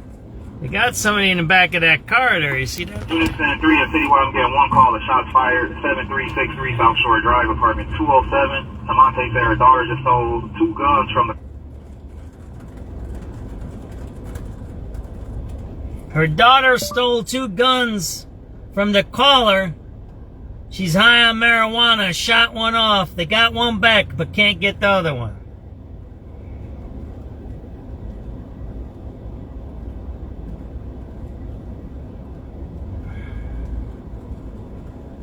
And these guys are doing something here.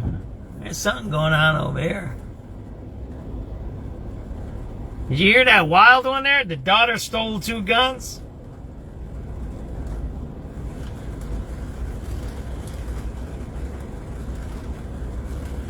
Well, the rain's coming, right?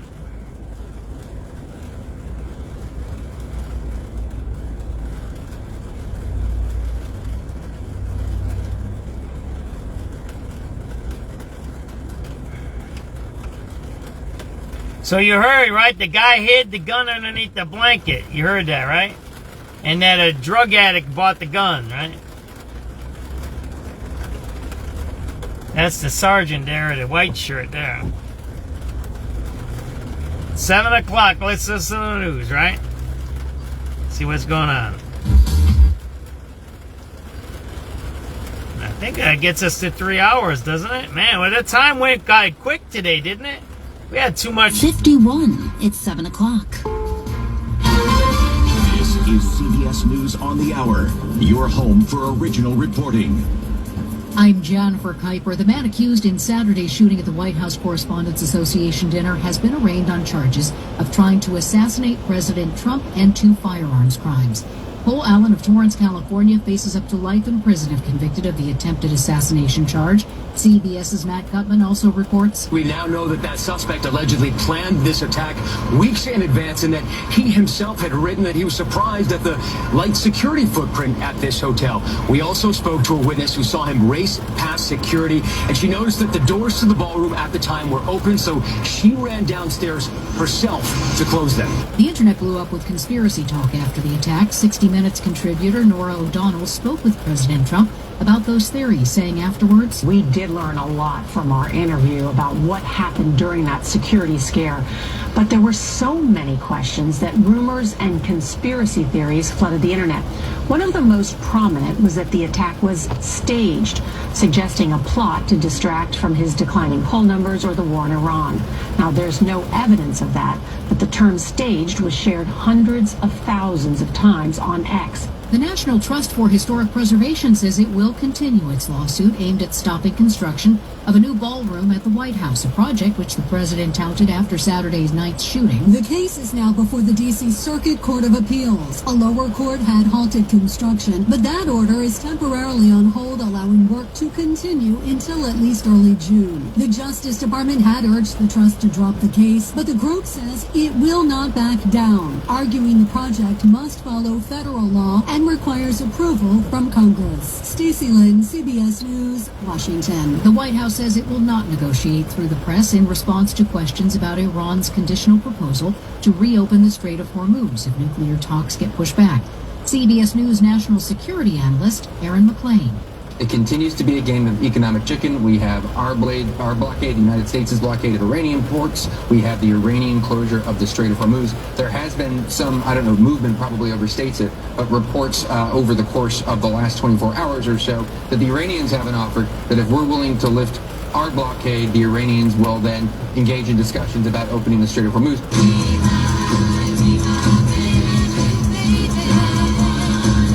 Nedra Talley Ross, the last surviving member of the 1960s pop band The Ronettes, has died. Her daughter says on social media that Talley was 80, died yesterday at home, and she is survived by 4 children. This is CBS News. The stars shine brighter on CBS 1. This is a slam dunk. So cute. Y'all came in singing from here today. On CBS Mornings. Chicago's news, traffic, and weather station, News Radio 105.9 and WBBMNewsRadio.com. 7:03, Monday, April 27th. Thanks for joining us. I'm Sarah Pereira. There's an ongoing ground delay at O'Hare Airport due to the incoming weather. Let's turn to AccuWeather senior meteorologist Brian Thompson for the latest on the incoming storms. Brian. Yes, Sarah, we've been watching this next round. We had a round of some heavy rain late this morning to the early part of this afternoon. We had a break after some strong winds early this afternoon, and now we have the showers and storms moving back into the area. Now, we don't have there's a guy in that car right now, but there's arrested. Certainly the concern for some flooding downpours with some of these storms moving through as rain and some of the storms getting back into the toward downtown Chicago. And they're searching really this car over here. Since the radar filling in quite a bit. So we'll have showers and thunderstorms around through the evening. Flooding downpours the main concern. Still can't rule out a stronger thunderstorm with some damaging winds and hail. And they were after searching tonight, things will that improve car right there, the Hyundai, that black Brian one. Thompson, News Radio 105.9 WBBM. And we learned more details today about the deadly shooting of a Chicago police officer over the weekend. Prosecutors gave a detailed account of the incident and identified the suspect, 26-year-old Alfonso Talley. But it remains unclear how Talley got a gun into the hospital where the shooting happened. Prosecutors say officers brought him to Swedish Hospital on Saturday after he told them he had swallowed bags of drugs following a robbery. When the officers uncuffed him to a hospital bed, he allegedly pulled out a handgun from underneath a blanket and opened fire. He shot and killed one officer, identified as John Bartholomew, and seriously wounded another. Talley allegedly escaped through a window, but officers took him back into custody a short time later. During his first appearance in court today, a judge ruled he remain in custody.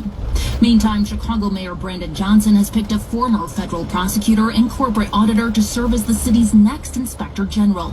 WBBM political editor Jeff Buckles reports from City Hall. David Glockner spent almost a quarter century in the U.S. Attorney's Office in Chicago, including 11 years as head of the criminal division, where he was involved in the convictions of former governors George Ryan and Rod Blagojevich. Most recently, he was head of compliance for Exelon, the parent company of ComEd. Former federal prosecutor Patrick Collins served with Glockner and calls him an inspired choice. A guy who knows how the unfortunate underbelly of government can work sometime, and I think that's exactly who the mayor needs to run the Inspector General's office. If he's confirmed by City Council, he'll succeed Deborah Witzberg, whose last day as IG was last Friday. Witzberg would not comment on the mayor's selection of Glockner. Johnson calls his nominee a seasoned public servant.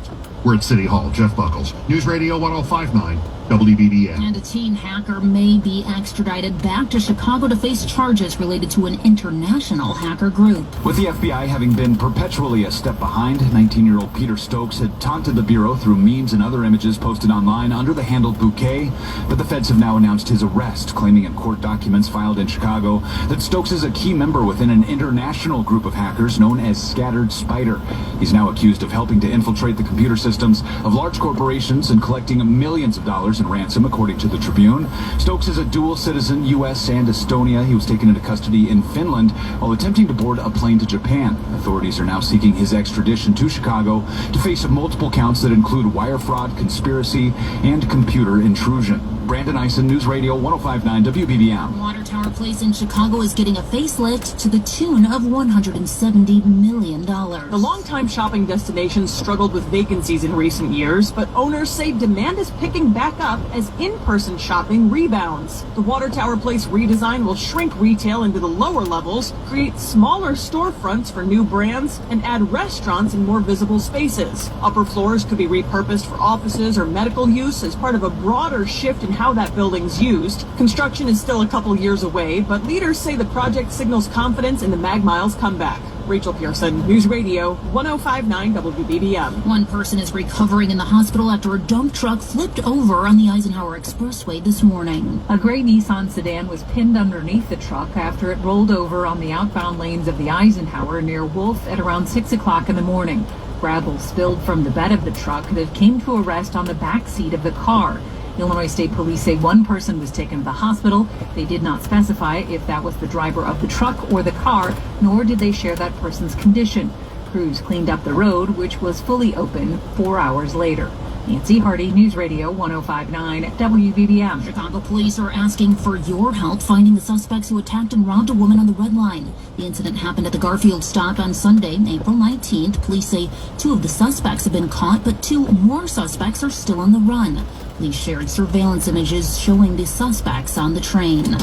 7:08, traffic and weather together on the 8th. Right now, we're seeing an investigation happening on I-88. Here's Mike Ellison. Yes, here, the westbound side of I-88 near Sugar Grove. Everything's shut down still at Route 47 with this ongoing police investigation. Traffic being diverted off at Route 47. When that happens, you can head north to Route 38, head west over to Peace Road, and then take that south to jump back onto 88. If you're headed eastbound, we do have a very slight capers delay as you're approaching the scene still. Elsewhere on your tollways, the Jane Addams or I-90 westbound, still a little bit tight between Arlington Heights Road. This is a medical emergency. It's off on the right shoulder. It's not a terrible delay, but something to be aware of. On your eastbound side, everything's still moving just fine. The rest of your tollways and Northwest Indiana in the quiet so far tonight. Over on the Edens here, we're doing just fine in both directions. 15 minutes between Lake Cook and the Kennedy Junction. The Kennedy coming inbound, still a bit tight between Division and Randolph. We're looking at 19 minutes in from O'Hare, 13 off the junction. If you're headed outbound, that earlier crash around Damon is gone, and the delay went with it. It's now just 15 minutes to get out to the airport. Highway 90, eastbound, westbound, both doing just fine. On the Eisenhower, you're in the clear. 13 minutes in from Manheim and 13 back out as well. No delays to report along the Stevenson or on the Dan Ryan. I-57 also in the clear tonight. On the Bishop Ford, inbound is okay, but outbound it is still pretty tight through that long-term roadwork zone. That's going to make it 20 minutes to 8094. And if you're on DuSable Lakeshore Drive, it's just a little bit tight either way at Chicago Avenue. From the Metro Traffic Center, your next report is going to be at 7:18 on News Radio 105.9 WBBM. A breezy evening ahead with mostly cloudy skies, a few storms that could get a little intense. Now, overnight things will quiet down with some lingering clouds. Our low tonight is 51 degrees. Right now we're seeing a thunderstorm by O'Hare where it's 67 degrees. Light rain in Aurora where it's 63. Cloudy in Waukegan where it's 67 degrees. 6-7-10. Do you owe $10,000 or more to the IRS like Mark? Well, I think it'll be ended our broadcast. It's past 3 hours, so I'll probably shut it down. I'll put on my regular video so I record if something bad happens to me. The guy from Vanished Chicago passed away. Remember we posted it, he had cancer? Yeah, he passed away. When it's all said and done, TRA settled my $114,000 debt for $100. I'm telling you, I was ecstatic. Could not believe it. Would recommend TRA. If you owe 10 or even hundreds of thousands of dollars to There you go, right? He passed away. Do what Mark did and call TRA for a consultation. But TRA did. They gave me a second chance for a relief. Visit TRA.com or call 800-491-9914. 800-491-9914. That's 800-491-9914. A lot of squads. They have somebody in custody over here and searching a car. 7-11, 2 runners finished the London Marathon in under 2 Lasky and hours over Jax. the weekend, a feat that hasn't been accomplished Lasky and before. Jax. It was exciting, right? I mean, what an incredible achievement. That's Dr. Philip Skiba, who is now at Thomas Jefferson University in Philadelphia. But back in 2017, when he was director of sports medicine for Advocate Healthcare here, Skiba assisted with Nike's Breaking 2 initiative that almost saw a sub-2 hour marathon happen. You know, when we ran the math, we did all those things. We said, we're probably looking at another good, 10, 15 years before it happens. And they did it in 9. Sebastian Sawe and Yarmouth Kajelcha both did it on Sunday thanks to cool weather, a good breeze, and of course the shoes. Adidas, not Nike, but still. We showed what was possible. And then it was up to other people to kind of take the next step, Rick Gray, News Radio 105.9 WBBM. A pilot program is aiming to help people with serious mental illness get the help they need. The Street Psychiatry Pilot Program is part of the latest phase of Chicago's Mental Health Equity Initiative, which launched in 2020. The health department says as of last year, the city's invested nearly $58 million in the initiative and enrolled more than 173,000 new clients. The new pilot program aims to serve people with serious mental illnesses through a field-based model that brings help to people where they are, including those who may be living on the streets. The expansion of The initiative is being paid for in part from $16.2 million from corporate funds, opioid settlement money, and other sources. Mai Martinez, News Radio 105.9 WBBM. And a fight is brewing over Lake Sturgeon. The Center for Biological Diversity says it intends to sue the U.S. Fish and Wildlife Service for illegally denying Endangered Species Act protections to Lake Sturgeon. The center says these ancient freshwater fish have survived since the time of the dinosaurs, but that the fish are struggling to recover from centuries of human harm. Right now it's 7:13. We'll have your 5-day AccuWeather forecast coming up next. With combat operations in Iran. All right, here we go. We're going to end it. I'll take you over to Pulaski. You can see what's going on here. Let's just say this. Activity continues no matter what the weather. That's all I got to say on that one. You'll see pretty soon, right here, right now. See that? The activity don't stop. In fact, there's umbrellas out here. You see that? See that there? So, this is what I got to say about that, and we're going to end the broadcast. Do you think some knucklehead from Elgin's going to stop that? You think he's going to stop? You think him paying $1 million to a group that attacked the police and tried to pull down the Columbus statue is going to stop this? I'll leave you with this. The guy that they put up to talk about getting $900,000 from the mayor today for violence prevention goes to a school that's called Hyde Park Academy. I used to teach there. I know that school. It's a good school. Got a lot of issues, but you know, if you take care of them, it's fine. We're gonna go this way, so I can finish what I was about to say.